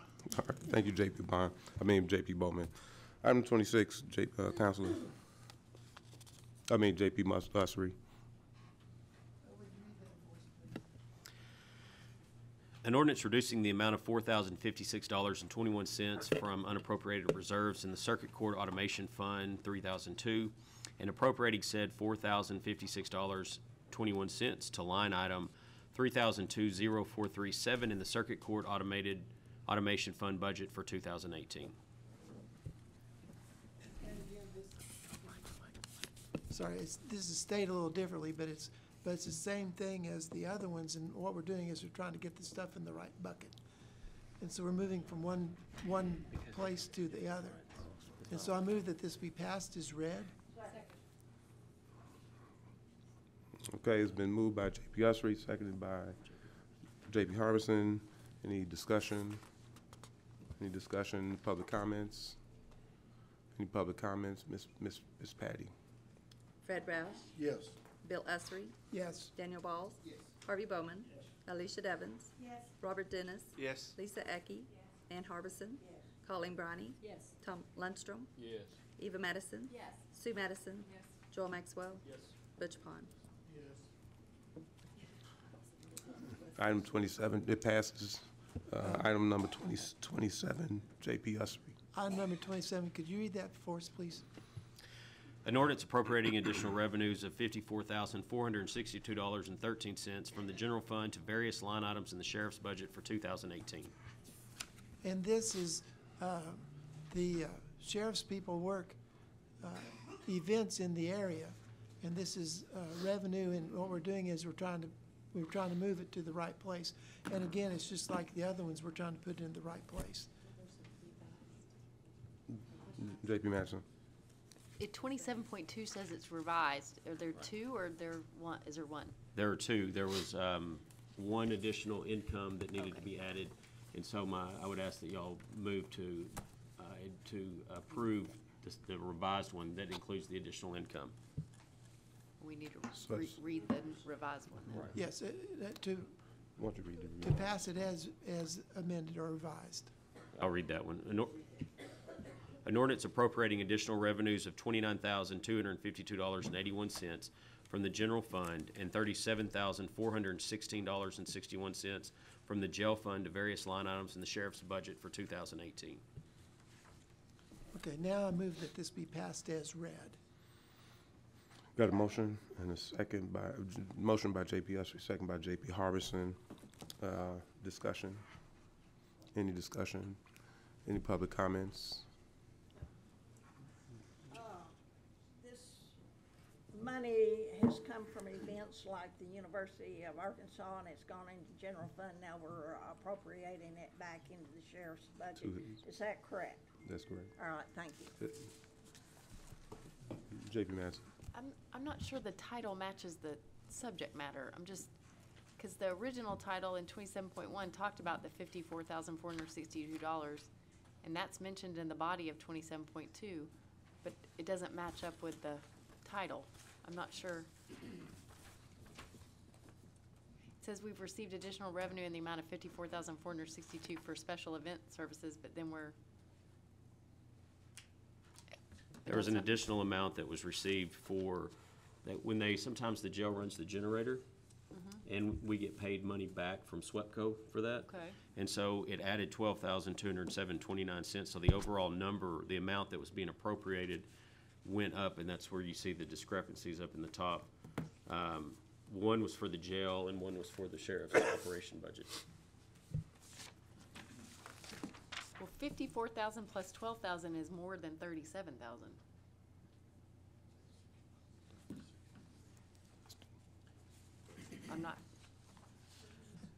I'm all for more money, but I'm not sure I follow.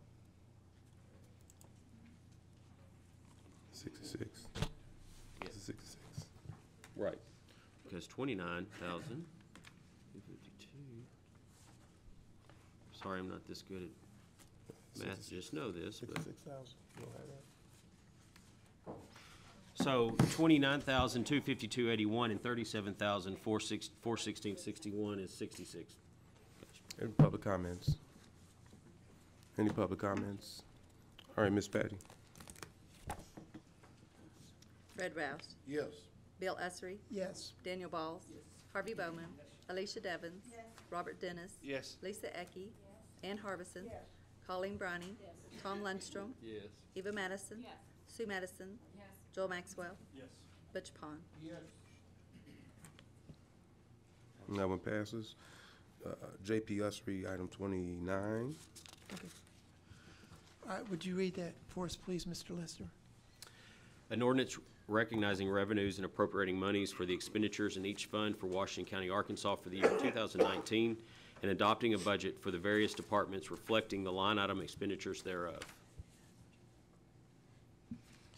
Okay, and this is where I kind of have a question on this, because what happened was that the Sheriff's Department realized that when they gave the step raises, there are two people that were left out, and so they need to give them a 3% raise to match all the other county employees. I don't know if we can amend this, or if we...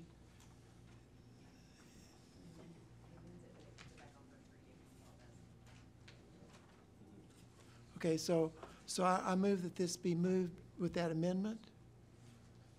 You're making a motion to amend. I'm making a motion to amend, yes.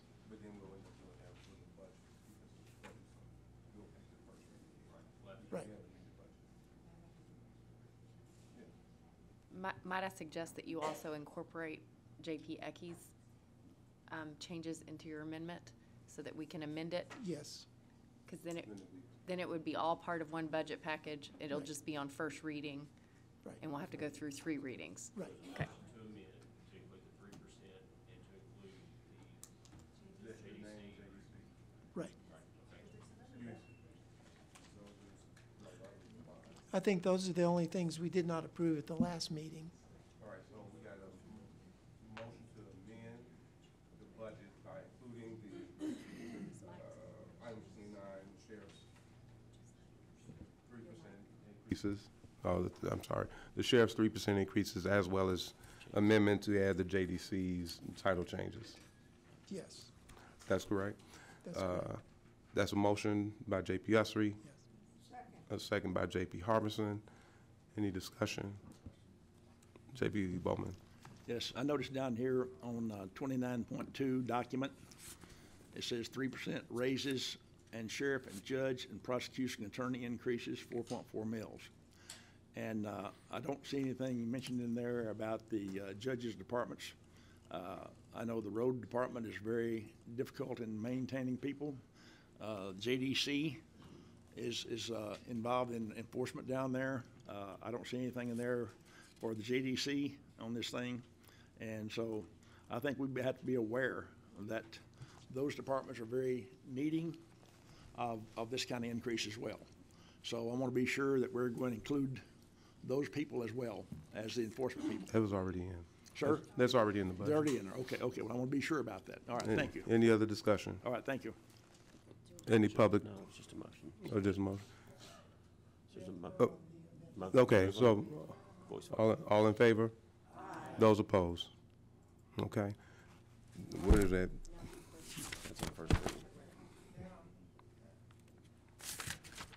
I move that we pass this as amended on the first reading. You gotta read it. It's gotta Okay. be read, and then you'll need a motion Okay. to After you. suspend. Gotcha.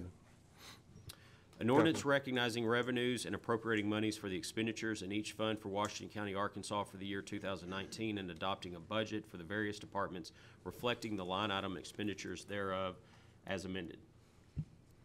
Okay, I move that this be, I Suspend. move that we suspend the rules and go ahead and read it a second time. Been a motion to suspend the rules, a second by JP Ecke. All in favor? Aye. Those opposed? All right, read again. An ordinance recognizing revenues and appropriating monies for the expenditures in each fund for Washington County, Arkansas for the year 2019, and adopting a budget for the various departments reflecting the line item expenditures thereof as amended.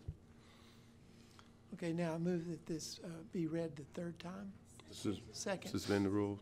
Suspend the rules and Read. read this again, please. All right, it's been moved that we suspend the rules And seconded by J.P. Devins. All in favor? Aye. All right. Those opposed? Okay, Council. An ordinance recognizing revenues and appropriating monies for the expenditures in each fund for Washington County, Arkansas for the year 2019 and adopting a budget for the various departments reflecting the line item expenditures thereof as amended. Okay, now, this, if we could amend and Discussion. You're good. Move to pass. move to pass as read. All right, so we have a motion to pass as read, 3. A second by J.P. Ecke. Any discussion? Yes, there's discussion. J.P. Madison. J.P. Madison. So, Oh, I, and then J.P. Madison.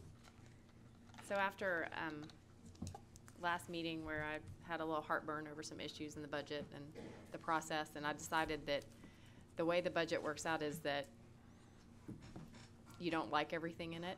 You like some things in it. And the budget process is about coming together and getting it done. And so what I decided to do was I was going to abstain was what I was going to do and hope that next year we had a little bit more clarity to the process. But then I had a conversation with the sheriff's deputy.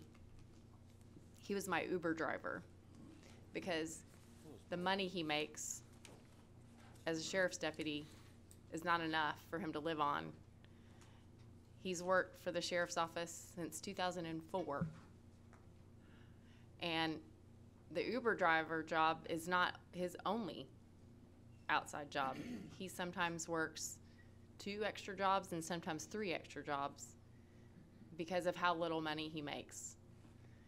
And I know that that's not unique just to sheriff's deputies. I think all county employees are not paid great. And so I decided that it was more important to vote for the budget with the step increases to give that deputy and deputies like him the raise they deserve, because this step increase plan means $14,000 a year to that man. And maybe he can spend a little time at home sleeping instead of driving around those people on Dixon Street at 4 a.m. Because he served Washington County too long to basically have to work that many jobs to support himself. So I don't love everything in the budget, and one of the lessons I've learned is you just don't. So I will be supporting the budget, and I thank J.P. Essery for the work he did. And I'm doing it for the step increases, and we will hopefully pass the budget and then turn to the agenda item to formally adopt the step plan. So thank you, Judge. J.P. Madison. Thank you, Mr. Judge. We have not talked about this issue, but my brain is very opposed to this budget. I'm not happy with how it came together. There are lots of pieces that I don't like about it, but my heart is going to vote for it. Having said that, I would like to make one plea to the administration. Our meetings have been being broadcast on the government channel, or what used to be Open Channel, since I was first on the court back in '90. And now they won't be anymore. They will be live streamed by Wi-Fi. Elderly people often do not have internet access and Wi-Fi streaming in their homes. And of course, poor people don't. And I think one of the great things about televising our meetings was that virtually anybody could watch them. I've had elderly widows tell me, "Oh, I see you on TV, honey." Of course, they'd probably see Eva, but anyway. They do watch. And it's not just the newspapers or reporters that will go back and catch something we said. It's everyday people. People down in South Fayetteville tell me that. And I think it's important that we remember not everybody is technologically up to speed, and they're not going to change. So in the interest of all of our citizens, would you please reconsider and see that these are just out there on TV and nothing more sophisticated than that? We're working on that. Thank you. J.P. Bowman. Thank you, Judge. Well, I think the Madisons have said well about all of us about the budget. There's things we like and things we hate. But we've got to go ahead and work together as a body of 15 to try to make these decisions. You know, and talking about salaries, I supported this step increase. It struggled with where the money's coming from for a number of issues. But you know, and that call from the chief of police in Springdale, Arkansas opened my eyes to a lot of things. He says that county people in enforcement is not the only one short of help. He's short of help himself. The road department's short of help. The employers out here are short of help. We've got to understand that our economy is such that there is a lot of demand for labor that's going unmet. And enforcement is a very difficult job that most people don't have anything to do with. So we got to thank those people and try to take care of them the best we can. But I'm going to support the budget. I think we made some really hard decisions that are good decisions, but we're going to have to continue to work to solve some of these other problems. Thank you, Judge. J.P. Lunchman. Now, I too came tonight intending to vote no on this budget. That's one of those no's you were going to hear. Because I personally didn't like the way the budget was set up, although Mr. Ussery did a good job with it. My problem was I didn't get to see enough of it personally, like we used to. I had a real problem with that. But I've always supported our police as best I can. And since that money is in this budget, I'm going to go ahead and support the budget because they need it. So I tell a story that Eva was talking earlier about getting along. I remember years ago there was a subcommittee appointed with 3 people on it. Myself, Eva Madison, and Candy Clark. And we went down in room 101 or whatever it is and reduced the budget almost $5 million. So that's Republicans and Democrats working together. So I'm going to do that tonight.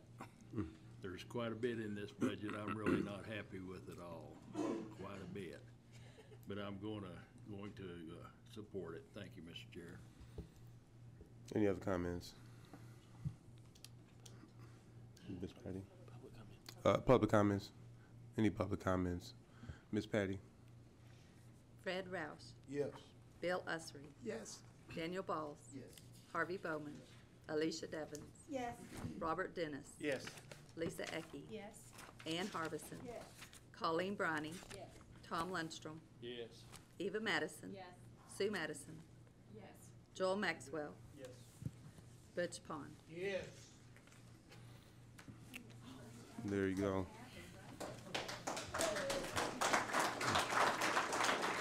Thank you again, J.P. Ussery. Item 31 or 31? 31? 31 is, yes, J.P. Madison. So I had been working behind the scenes with the sheriff a little bit on the pay plan, and then J.P. Ussery kind of took hold of it through the budget process. And what I realized was that we funded it through the budget, but we didn't actually formally adopt the step plan. So thanks to Kelly Cantrell at the sheriff's office and late night emails, we prepared an ordinance that you've got that was provided separately.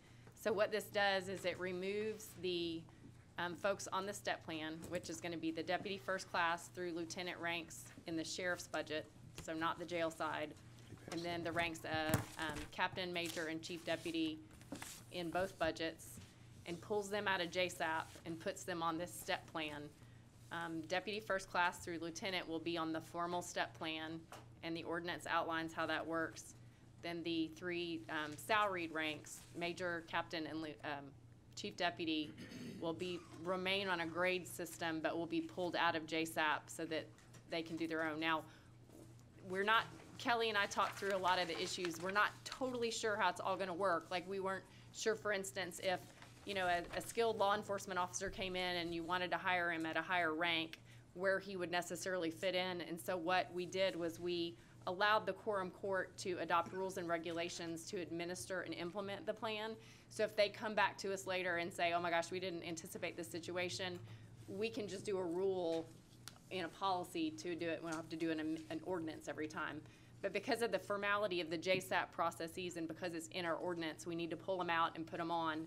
So what you have does all of that. And I think we did a good job. So I would move to pass item 31. 31. A motion to pass, I'm sorry, can I say one more thing? It's an emergency ordinance because we need it to take effect immediately because the funding is there.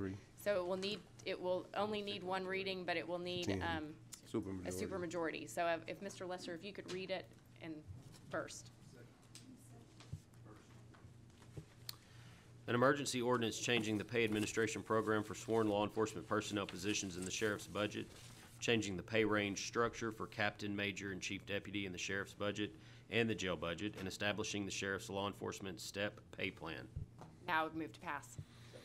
There's been a motion by J.P. Madison and second by J.P. Dennis. Any discussion? J.P. Balls? Thank you, Judge. Good job, J.P. Madison. Thank you for stepping up to this. I know that this is something that the sheriff's been working on for a long time. I think this is great. We've talked about, we had the money in the budget. We're just kind of making it work.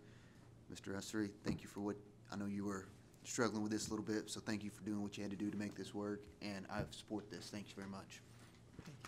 J.P. Bowman. I guess I don't understand what the difference is in the way this was structured to begin with and what this does to the agreement.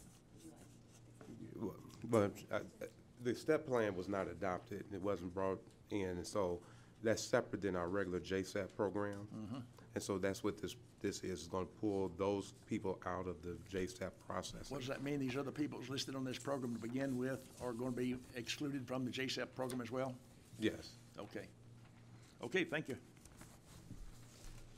Any other questions? Any other discussion? With public comments? Any public comments? We go 3 or Scott just vote. Ms. Roll call. Ms. Patty? Fred Roush. Yes. Bill Ussery. Yes. Daniel Balls. Yes. Harvey Bowman. Yes. Alicia Devons. Yes. Robert Dennis. Yes. Lisa Ecke. Yes. Ann Harbison. Yes. Colleen Briney. Yes. Tom Lundstrom. Yes. Eva Madison. Yes. Sue Madison. Yes. Joel Maxwell. Yes. Butch Pond. Yes. So that passes. That passes. Item 32. Item 32, which is, who's got that one? J.P. Dennis. J.P. Dennis. Item 32. Go ahead and read it. Read it.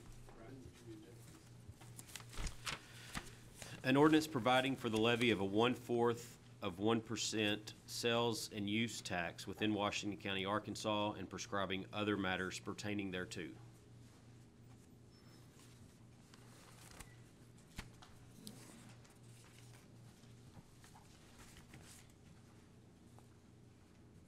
So this was the one on the, This is the, this is not the radio one. no. This one here is the jail maintenance and operations, the M&O, additional M&O to fund the maintenance and operations of the jail addition and the jail in general. So we're on the same page. This is the last three, 32, 33, and 34 is all around bonds. Right. And so the first one is going to be on the quarter cents Well, for the maintenance and operation. very good. Well, I'm for it, and I think that we need to pass it. I move that we accept it. You got a motion? Yeah. Gotta read, we read 3 times. Okay. All right. Suspend the rules, move that we read again. If that's what your pleasure, but you just want to have discussion, go ahead, J.P. Harbison. Oh, I was not here for the. Your microphone. I was not here for the committee meetings, and I've just seen this information, and I don't see, I thought that we needed an ordinance to send the 1/2 cent to the vote of the people, and with 1/4, and these don't seem to address that issue. I don't understand why we're addressing bond issues. So it's the same. He's pointing it to on back. Article 4 here, Article 4 talks about it going to, so what this Which- is an ordinance to send it to a vote of the public. Which one? Article 4. I've got 3 ordinances here or something. There, The first one, Ordinance 32. 32, number 1 at the top. Okay. Okay.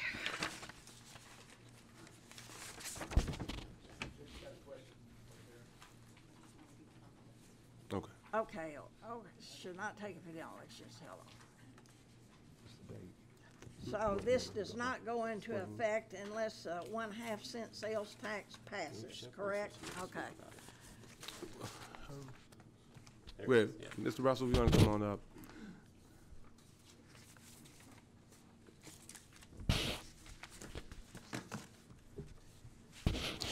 Welcome, welcome. You hit your microphone, and then state your name and who you are. It's a red, the mouth. There you go. My name is Shep Russell. I'm the lawyer who prepared these ordinances that you're considering. The first ordinance levies a 1/4 cent tax, as Brian said, for the operation and maintenance of the jail. It's done this way pursuant to state statutes. The ordinance is not effective until there's an election held where the voters get to consider and vote on the 1/4 cent tax. That's ordinance number 2. So 1 levies the 1/4 cent for operation and maintenance. Ordinance 2 calls a special election. The third ordinance has to do with bonds, and it's done in one ordinance because that's the way that particular statute is worded.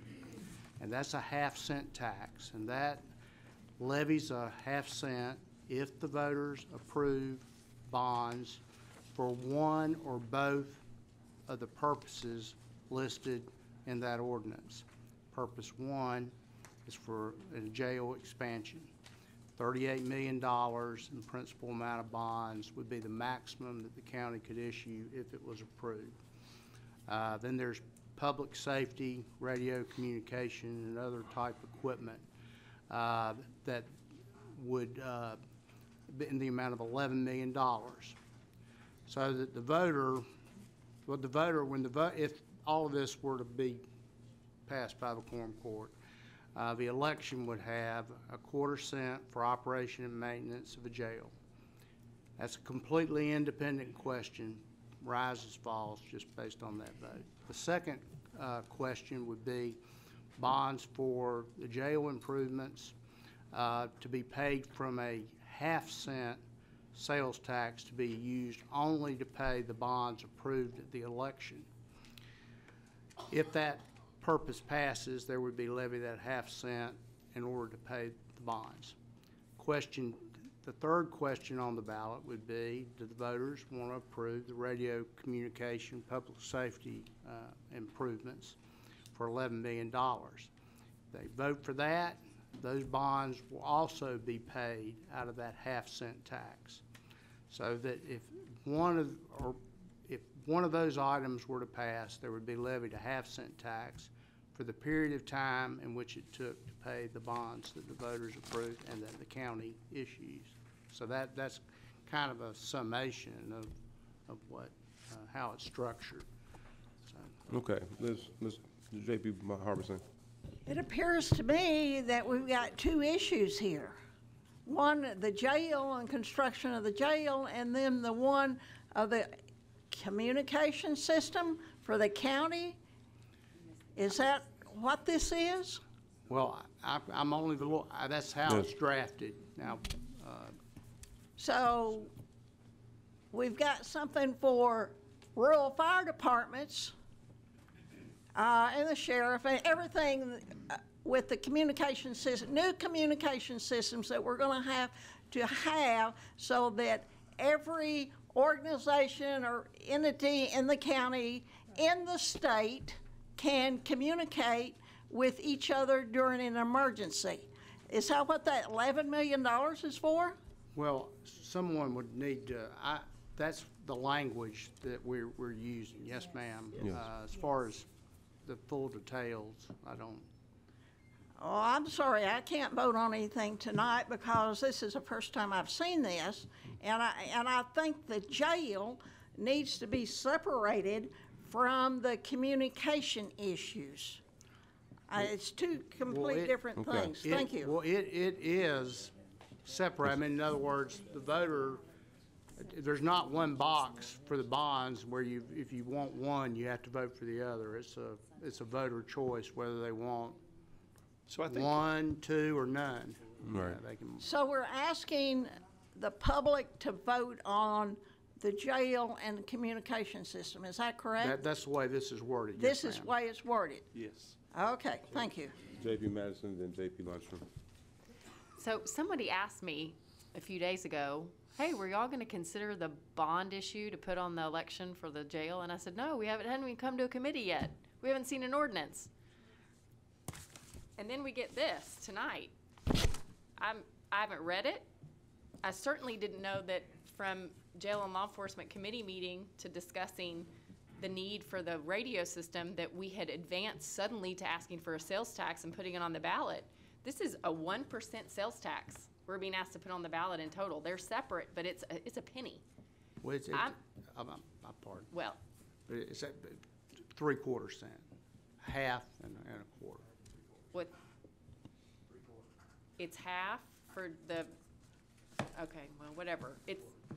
This is something that the public needs notice of. This should be on an agenda that's published, that the press hears about, that they know about, that I could respond to a citizen who asked me if it's on the agenda, and I could say, yes, it is. I told them it wasn't, because it wasn't.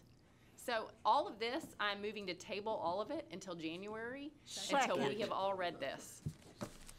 Okay, there's a motion to table by J.P. Madison, second by J.B. Harbison. All in favor? Those opposed? Okay, the line is tabled. Thank you, Mr. Russell, appreciate it. You're welcome. Committee reports, let's go around the horn. J.P. Bowman. J.P. Bowman, committee reports. No activity, no meetings. Thank you very much. J.P. Dennis. County Services met, and we had a presentation made to us by Motorola, and they talked about the AWIN radio system. And John Luther also came and spoke, and we found out what a great need there is for a radio system that communicates with each other, and how that it needs to be fair for everyone in the county, where everyone can reach, be able to talk to one another. How that the different departments, the sheriff's department, the state police, the cities can all communicate together. So it's needed, and I don't believe that the people who take care of us would have came and said, we need, they're the ones that go out and take care of us, and they try to fix everything. So when they come to us and say, the system is broken, we need to listen to them, because the system is broken, and at a critical mass, when we have a critical situation, a lot of lives could be lost just because we don't have good radio systems. So the new court can take it up, and thank you very much, and thank you, Sue Madison, for bringing this up, and I'm sorry it was such a surprise to you tonight. Thank you. Thank you, J.P. Dennis, for your services, Chair, on that committee as well. Thank you. You're welcome. J.P. Ecke. Yes, personnel did meet, and we have the record for the shortest meeting ever, but I'm going to take this time to say, I did have a veteran, his name is Chris Stone, who needed some help. He had a growth protruding from the back of his neck the size of my little finger. And Josh Medina and Maddie had done their work and pushed it off on the VA to get him a doctor's appointment, and he couldn't get one. It was outsourced to another company that the VA uses for him to go see that doctor. And it took 3 months, and he was so frustrated that he came into my office and said, I can't get anybody to listen to me, and I can't get a doctor's appointment. And he showed me this growth coming out of the back of his neck. And I'll spare you the bloody pictures that he sent me, because the growth would start bleeding for no reason during the day while he was at work. He'd wake up and his pillow was saturated with blood. He'd take a shower and it'd just run down his back, and we have all these pictures, and I shared them with Judge. I said, this is not acceptable. And I called Josh Medina immediately. He was out assisting another veteran. Maddie, his assistant, got on the phone, and she says, okay, we're going to do this, this, and this, and this. So we communicated, and immediately the VA called Chris Stone. We will contact you in 3 days and with an appointment. 3 days went by, and they said, we don't have any record of you talking to us. We don't have anything. So then I called Josh Medina, and he said, this is not acceptable. We're going to get a hold of Senator Bozeman's office, and we're going to get this veteran the attention that he needs. Long story short, that's exactly what Senator Bozeman's office did. And I want to share with you rather quickly a text message I got when he finally got just an appointment. He says, I want to show Senator Bozeman my appreciation for what all his office has done. I'm afraid I might have appeared insincere when the lady called the office. He said, I was in shock that I actually got a phone call. She might not have heard me when I thanked her. I feel badly now. I think for the first time in my life, I'm going to vote. I'm going to vote for him, and I'm going to vote for you. I'm afraid if it weren't for all of y'all, including Josh and Maddie, that I might have died before I got an appointment. Or at the very least, something progressed into something else that should never have progressed into. And he was afraid that it was cancerous.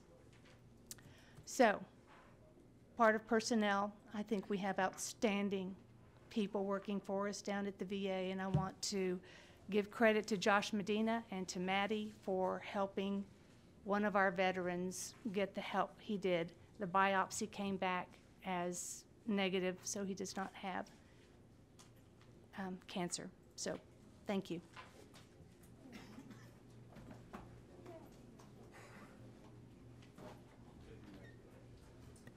Thank you, Mr. Judge. Jail and law enforcement met, and the predominant topic of conversation for us was to go over the bond issue.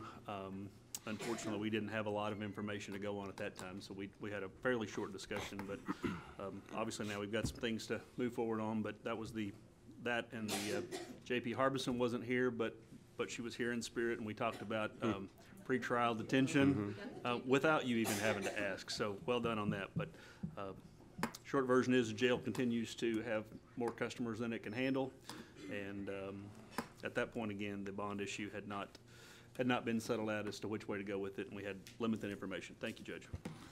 Again, J.P. Maxwell, thank you for chairing the jail committee. We appreciate you. Thank you very much.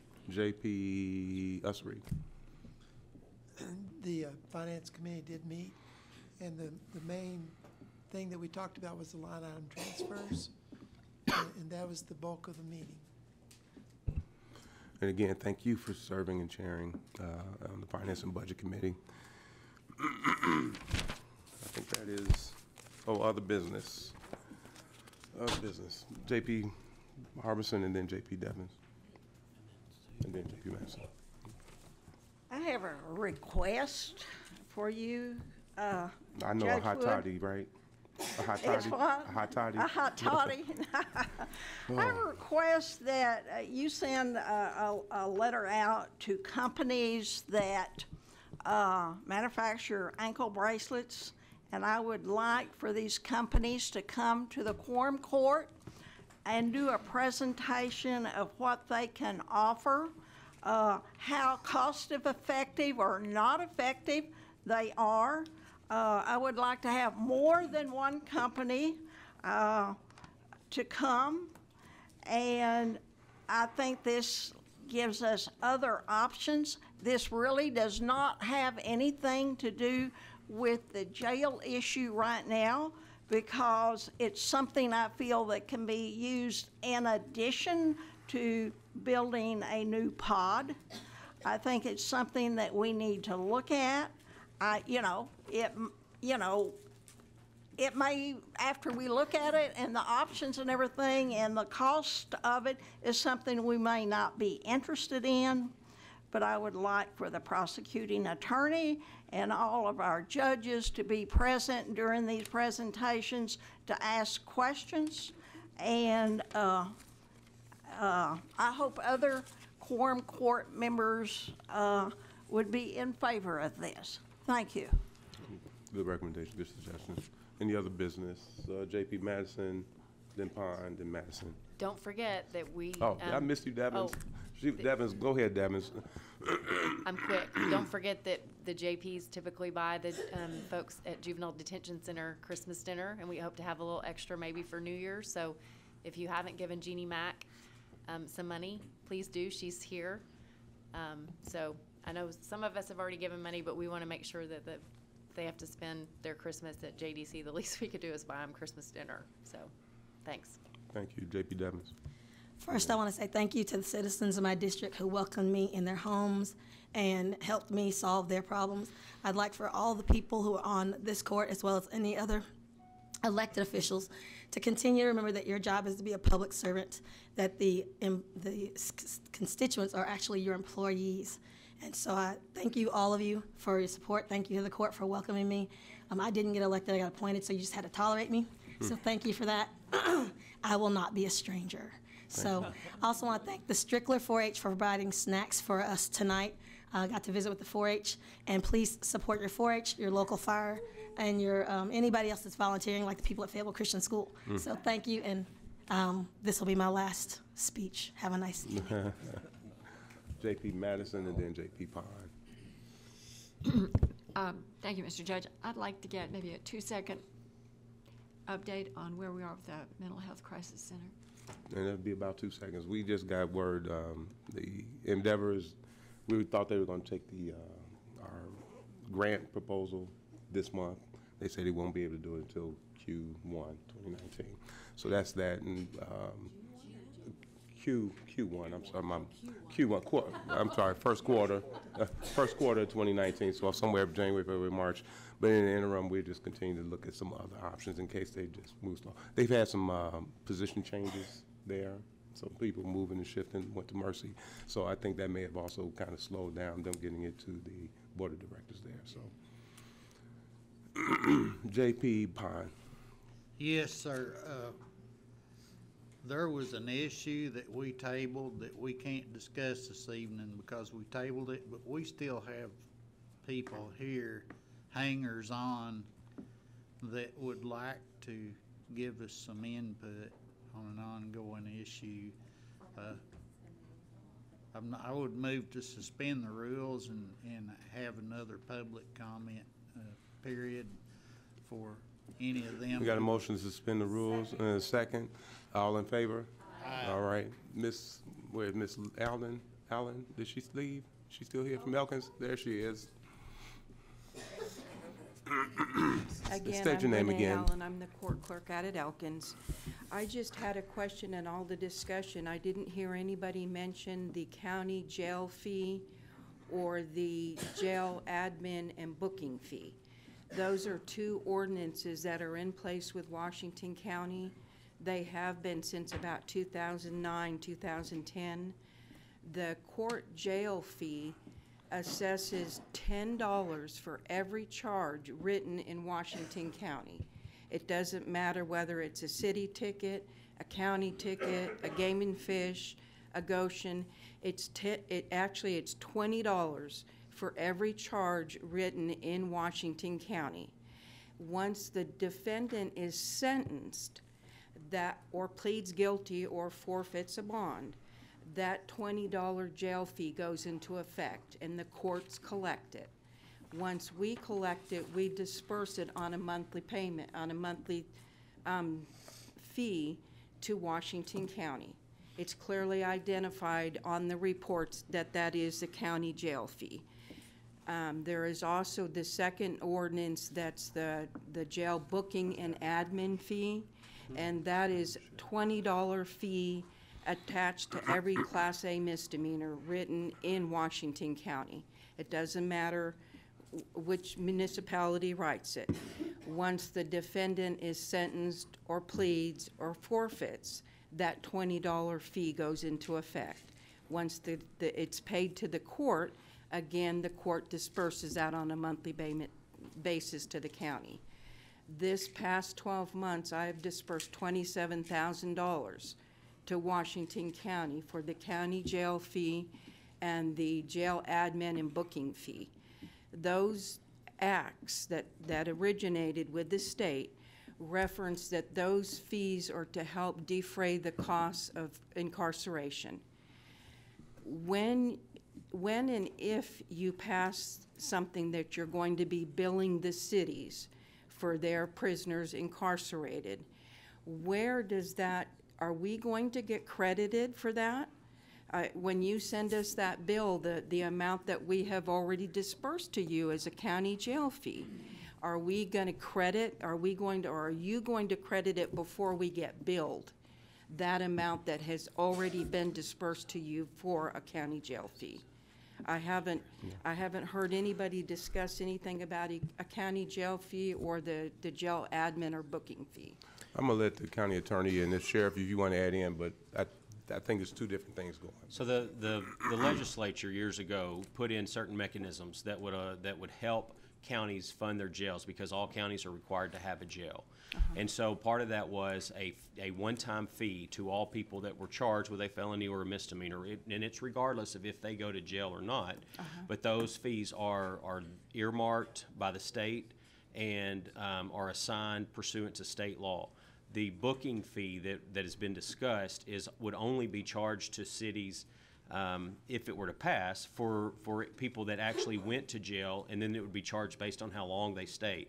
The fees that you talk about is a one-time, one bite at the apple, $20, like you said, and that's it. It doesn't matter how long that person stayed in jail. There are two different mechanisms that are allowed by state law. So you would still have that fee that would be assessed to every person, whether they went to jail or not, and then you would have the possibility of a per day fee per prisoner that the cities could be. So it's in addition to that. It's my understanding. In my mind, it feels like double dipping. You're saying that the cities aren't bearing their fair portion of supporting the jail, and we are. Again, I have dispersed my court, not me, the Elkins Court has dispersed $27,000 on those county jail fees that are written, the wording, the language on them says it's to help defray the cost of incarceration. So if you're going to turn around and bill cities for incarcerating prisoners, I understand just for a city prisoner. You're not going to bill the city. Like if they have a district court, you're not billing that city for all the tickets in that city, just the Elkins police officer tickets. Again, I have already dispersed a large sum in jail fees to the county. Are we going to be credited for that? Or are any of the cities going to be credited for those jail fees that we're collecting and dispersing? I just kind of wanted you to know so you could think about it since you tabled it. Sure. That might be something that you could discuss when it came up again to discuss it. I just feel like it needs to be in the formula that some of that, a portion of that, preferably all of it, would get credited to the billing that you're going to send the cities. J.P. Harbison, you had a question for her? I have a question for Bobby Hill. Is that, or Kyle, because he collects a court.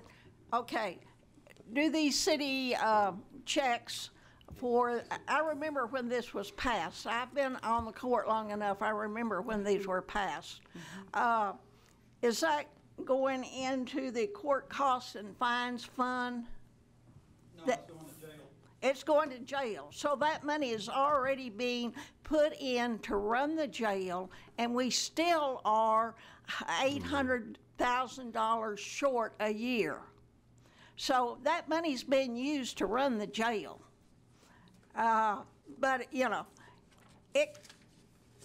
we take in a little over $10 million a year, and it's costing us, I mean, you'll have to ask the sheriff how much it's costing us to run that jail. But I assure you that those fees and fines are being used to run the jail. You know, so we need more money in addition to that. Thank you. Okay, I understand that, but when I hear talk about the city's need to bear a fair portion, my response is we are bearing a portion of it. We are collecting and dispersing those fees to the county. It's not like we're not, the cities that are using the county jail, it's not like we're not paying money for that. We are.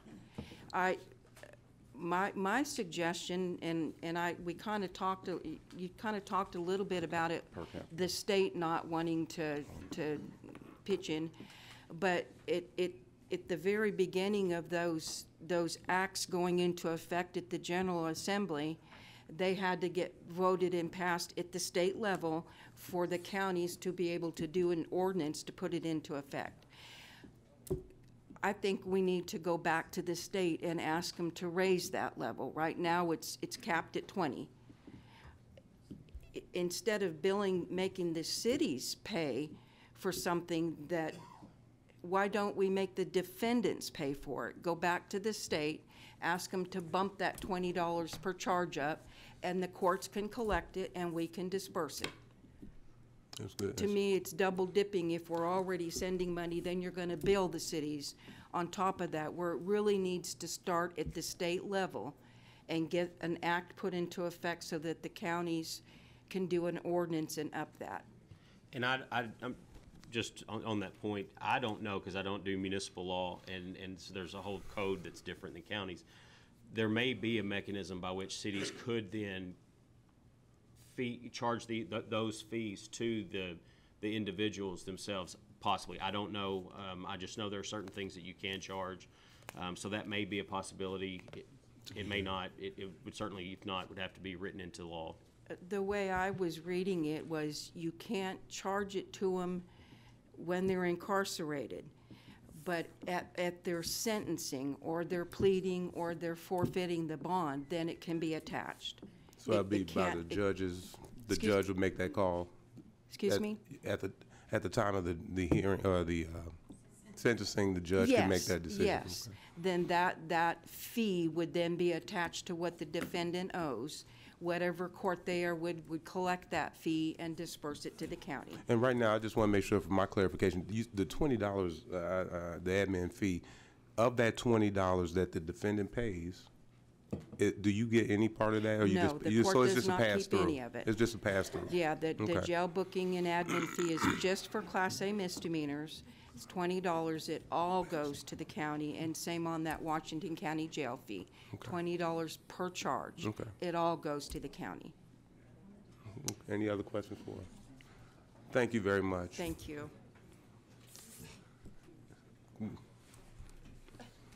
Prosecuting attorney. I'll be brief, but y'all open this up. So You are. My name's Matt Durrett. I'm a resident of Fayetteville. I work in the prosecutor's office, and I'm not here speaking in favor or in opposition to the jail fee, but and I'm not trying to stir anything up here either. I just want to throw something out there for your consideration, something that needs to be taken into account, because I don't think it has been. Based on the Belial case, you can charge, as I think as everyone knows, you can charge cities up until the time a felony charge is filed. And my view of the landscape, my great fear in this is that the cities are going to, I know there's been talk about weighing the cost benefit of making an arrest, and that's my biggest fear, is that on a situation where it's not a public safety issue, where we're not talking about violent crimes. I think if there's a violent crime, they're going to arrest the person regardless of how much they have to pay a day. If it's not a public safety issue, but if it's a drug case, or if it's a theft case, or a forgery case, or whatever, perhaps a residential burglary case. Whereas now they pull someone over, they catch them with methamphetamine or whatever, they place them under arrest, send them to jail. My concern is they're going to say, well, if we wait and send this up for a warrant, because how we do warrants is when we issue a warrant, or when we seek a warrant and a judge signs for a warrant, we complete the felony information and file the charge at that point. So then when the person is arrested on the warrant, charge has already been filed, and at that point, you wouldn't, the cities wouldn't be charged a fee. So I think you've got to look at how much money this is going to bring in, because the estimates are based on past arrest, which is the only way to do it, really. But I don't know that that's going to be an accurate analysis, because I think the cities, I don't want to, speak for the cities, but my guess is the cities are going to do as much as they can to save as much money as possible. So I think my view of the landscape is what I see happening is that there will be a whole lot fewer arrests at the spot, on the scene, probable cause arrest, and our office is going to get dumped on with about double the amount of warrant requests as we currently have. So I think that this is my fear, and I can't say that this is definitely going to happen, but that's my fear. And I think that's something that needs to be considered. But like I said, I know that there is a need for revenue, and that you all are responsible for finding sources of revenue as best you see fit. So that's why I'm, not up here speaking in opposition to it. But this is just my thoughts. And granted, with this new budget, we're going to get more personnel, but I don't want them to be overwhelmed because, I asked for those because we need them for other purposes. So that's just something to keep in mind. So thank you for your time. You wanted to come? J.P. Bowman. Judge, I guess the first question is there any hope of getting some additional prosecutors up here? Well, typically, the state typically provides those. I mean, there is a provision where we can request the quorum from the position from the quorum court, and the quorum court can still provide it, but I prefer to go through the state. So next legislative session, that is a request of mine, is for additional prosecutors. So it's going to be up to the legislature. I know that the governor has kind of stated he's not in favor of new personnel requests, but it's my hope that we're at least going to ask. So I can't tell you if that's going to be a yes or no, but to answer your question, yes, there is hope. Okay. I don't know how realistic the hope is. Great. Well, the other question is, if we set up this fee to the cities based on population and not on specific arrests, would that not mitigate the problem you're talking about? Yes. I mean, as long as if it's based on a per defendant per day in jail, then I think that that's what's going to cause the problem. Then that's where they're going to look to save money by not making those arrests and doing a warrant. So yes. That's why I felt a suggestion about going to a cost based on population of cities, because there's pretty good statistics to show that population has a percentage of that population is going to be going to jail. Right. And so if we apply that and assess a fee to the cities based on population, so it's not a matter of is this arrest going to cost us something or not? Right. Then yeah. that would mitigate that problem. That absolutely would. Okay. And to answer an earlier question you had or an earlier issue you had, I don't know how. I mean, it's been mentioned before, but with the new state police headquarters that are going up, it's going up there in Lowell. There is going to be a satellite crime lab handling, among other things, drug analysis, because we send about, not just Washington County, but Northwest Arkansas sends about 40% of the drugs down to the crime lab. So that's going to cut, it will cut our analysis time at least in half. So it's not great, but instead of 9 months, we're looking at 3 to 4 months. That's still ridiculous, but anyhow, so that's a nice improvement over what it is. Yes, absolutely. Okay. So All right, that should be sometime, hopefully late spring, maybe. Oh, fantastic. Thank you. So. Thank you, Matt. All right. Thank you. Any other business or any other public comments? Well, we got one of the mayors. I see a lot of our mayors here. I'm so glad to see you guys. Thank you. Mayor? I hope I'm not redundant in a lot of the conversations went on. Some of these things have been taken care of, but I've written some stuff down this afternoon, and if I can, I'm just going to try to read through it. And hopefully I touch on some of the things we're concerned with. And I think the main topic on that, and J.P. Dennis mentioned earlier about, I guess, paying our fair share and all that. I think one of the things I look at as the mayor is we feel we're paying a very good portion toward this now. A large amount of that quarter% sales tax that operates county jail comes within the city limits, maybe 90+%, a large percent. And but I'm just going to go through this, and there's other fees, just as the lady from Elkins mentioned and done a very good job of explaining. Is there's other fees that I'm not sure everyone even realizes that we collect. I mean, if we write a ticket in Prairie Grove or any city, which is most of the tickets that are written, are probably within the city limits of the county. And there's that money that we were talking about, the $20 that goes to the county.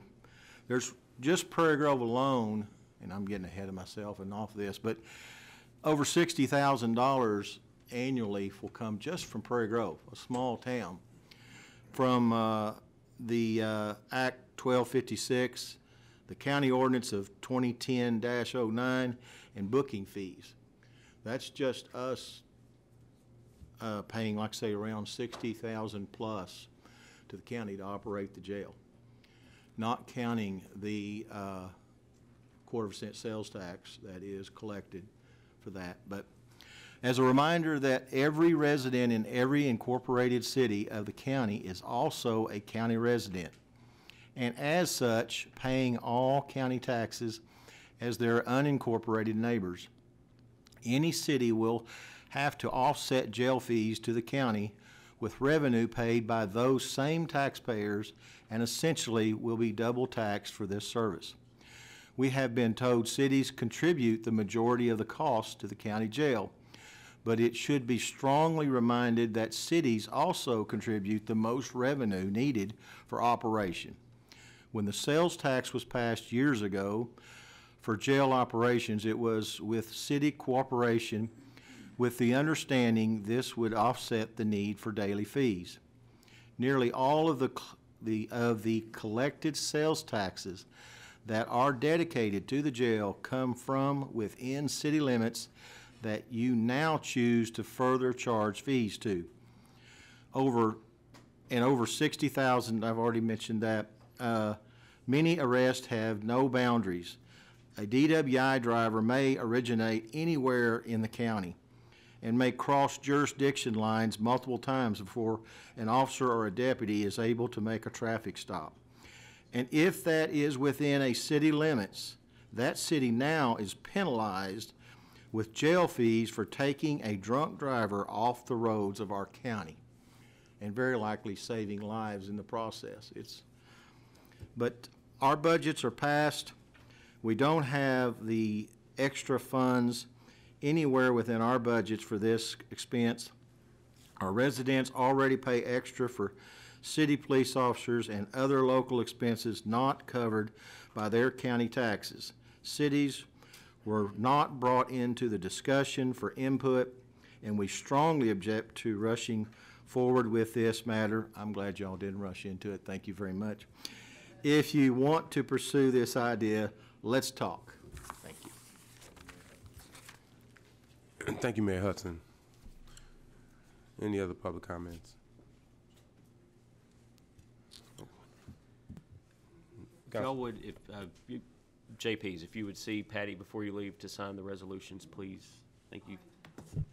We want to get those to JP Patterson, and then we'll make sure you guys know that you can come back to the office and get your resolution. Again, last comment, JP Balls, anything you want to say and share? I've had fun. I've had fun doing it. Sometimes I want to kill some people, but I think my wife's going to be happy that it's over with.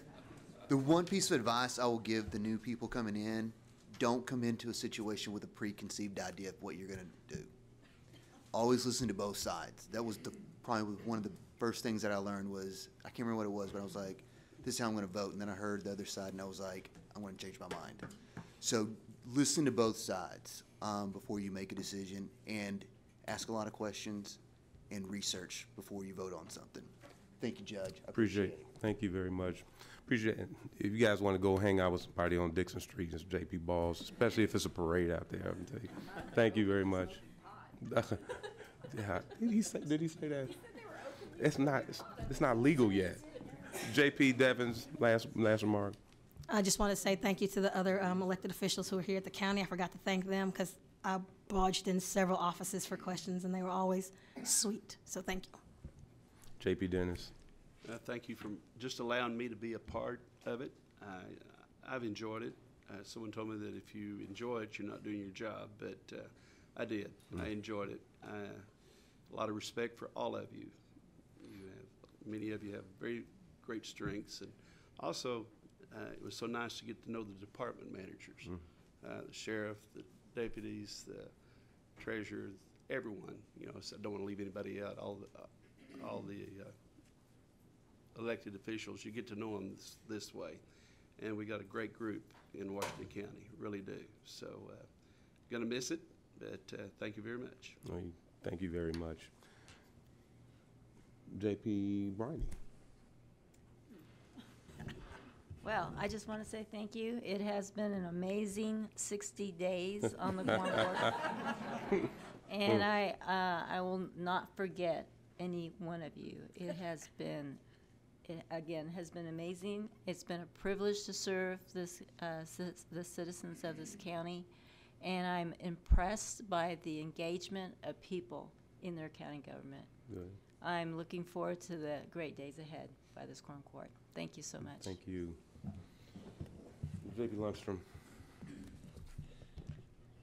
Well, I also enjoyed my 12 years I've been here. Met a lot of nice people. Made some very good new friends. Just got a card from Candy Clark the other day, which I appreciate. She used to sit here with us and argue. She was a very strong person. When she ran the budget committee, I mean, it was ran. But anyway, I appreciate everybody who I've worked with, appreciate the new friends I've made, and I hope God blesses each and every one. Thank you very much. Thank you. JP Maxwell. Thank you, Judge. This is kind of an interesting, complex position where you're supposed to be a quasi-expert on everything from jails and law enforcement to taxes to road graders to computers to a whole lot of stuff in between, and do it on a part-time basis, which is a challenge. So I think I made it around to most of the elected officials and folks today. If I missed you, I'll catch up with you. But just appreciate you being patient as we make it through the learning curve, because there's a lot to absorb, as JP Ball said. You try to be informed, and sometimes after you're informed, you have a different opinion than you were apprised of before you started. So great education, a lot of great friendships, and been very beneficial to me. I hope that it's been helpful to the county. I do think Washington County is in a good position. I think that they're on a good track, and I think we have a great future ahead of us, and I think it'll be fun to watch the growth and the evolution, and glad to have been a part of it. So thank you. Appreciate you. JP Patterson's not here, and again, I just ask everyone, keep him in your thoughts and prayers, and again, we'll get out there and get his card and resolutions and all. JP Roush. I'll be repeating much of what has been said. It's been a privilege to serve. That was my first intent of being an appointee. And second, it has definitely been a learning experience. And that was another goal when I came on board. But it's been a pleasure serving with each one of you. It's been a pleasure meeting the staff and serving with them. And I second that. Good days are ahead for Washington County. Thank you. JP Ussery. Kind of like everybody else said, I've certainly learned a lot. We've all learned a lot. We made some friends. There are some talents and abilities I had no idea I had until this came up. But you've got, the staff is incredible. They put up with me, and I'm appreciative for that. And I'm appreciative I got to serve. Thank you. Well, again, for all the outgoing JPs, again, I appreciate each and every one of you for, again, pushing in and serving Public service is sometimes thankless, but again, we want to publicly thank you all. Please make sure you come back and visit with us. To our elected officials and our county employees, thank you guys. Citizens of Washington County, Merry Christmas. I take one final adjournment. A motion? I move to adjourn. County Quorum Court is duly adjourned. You didn't say no, that one. Oh.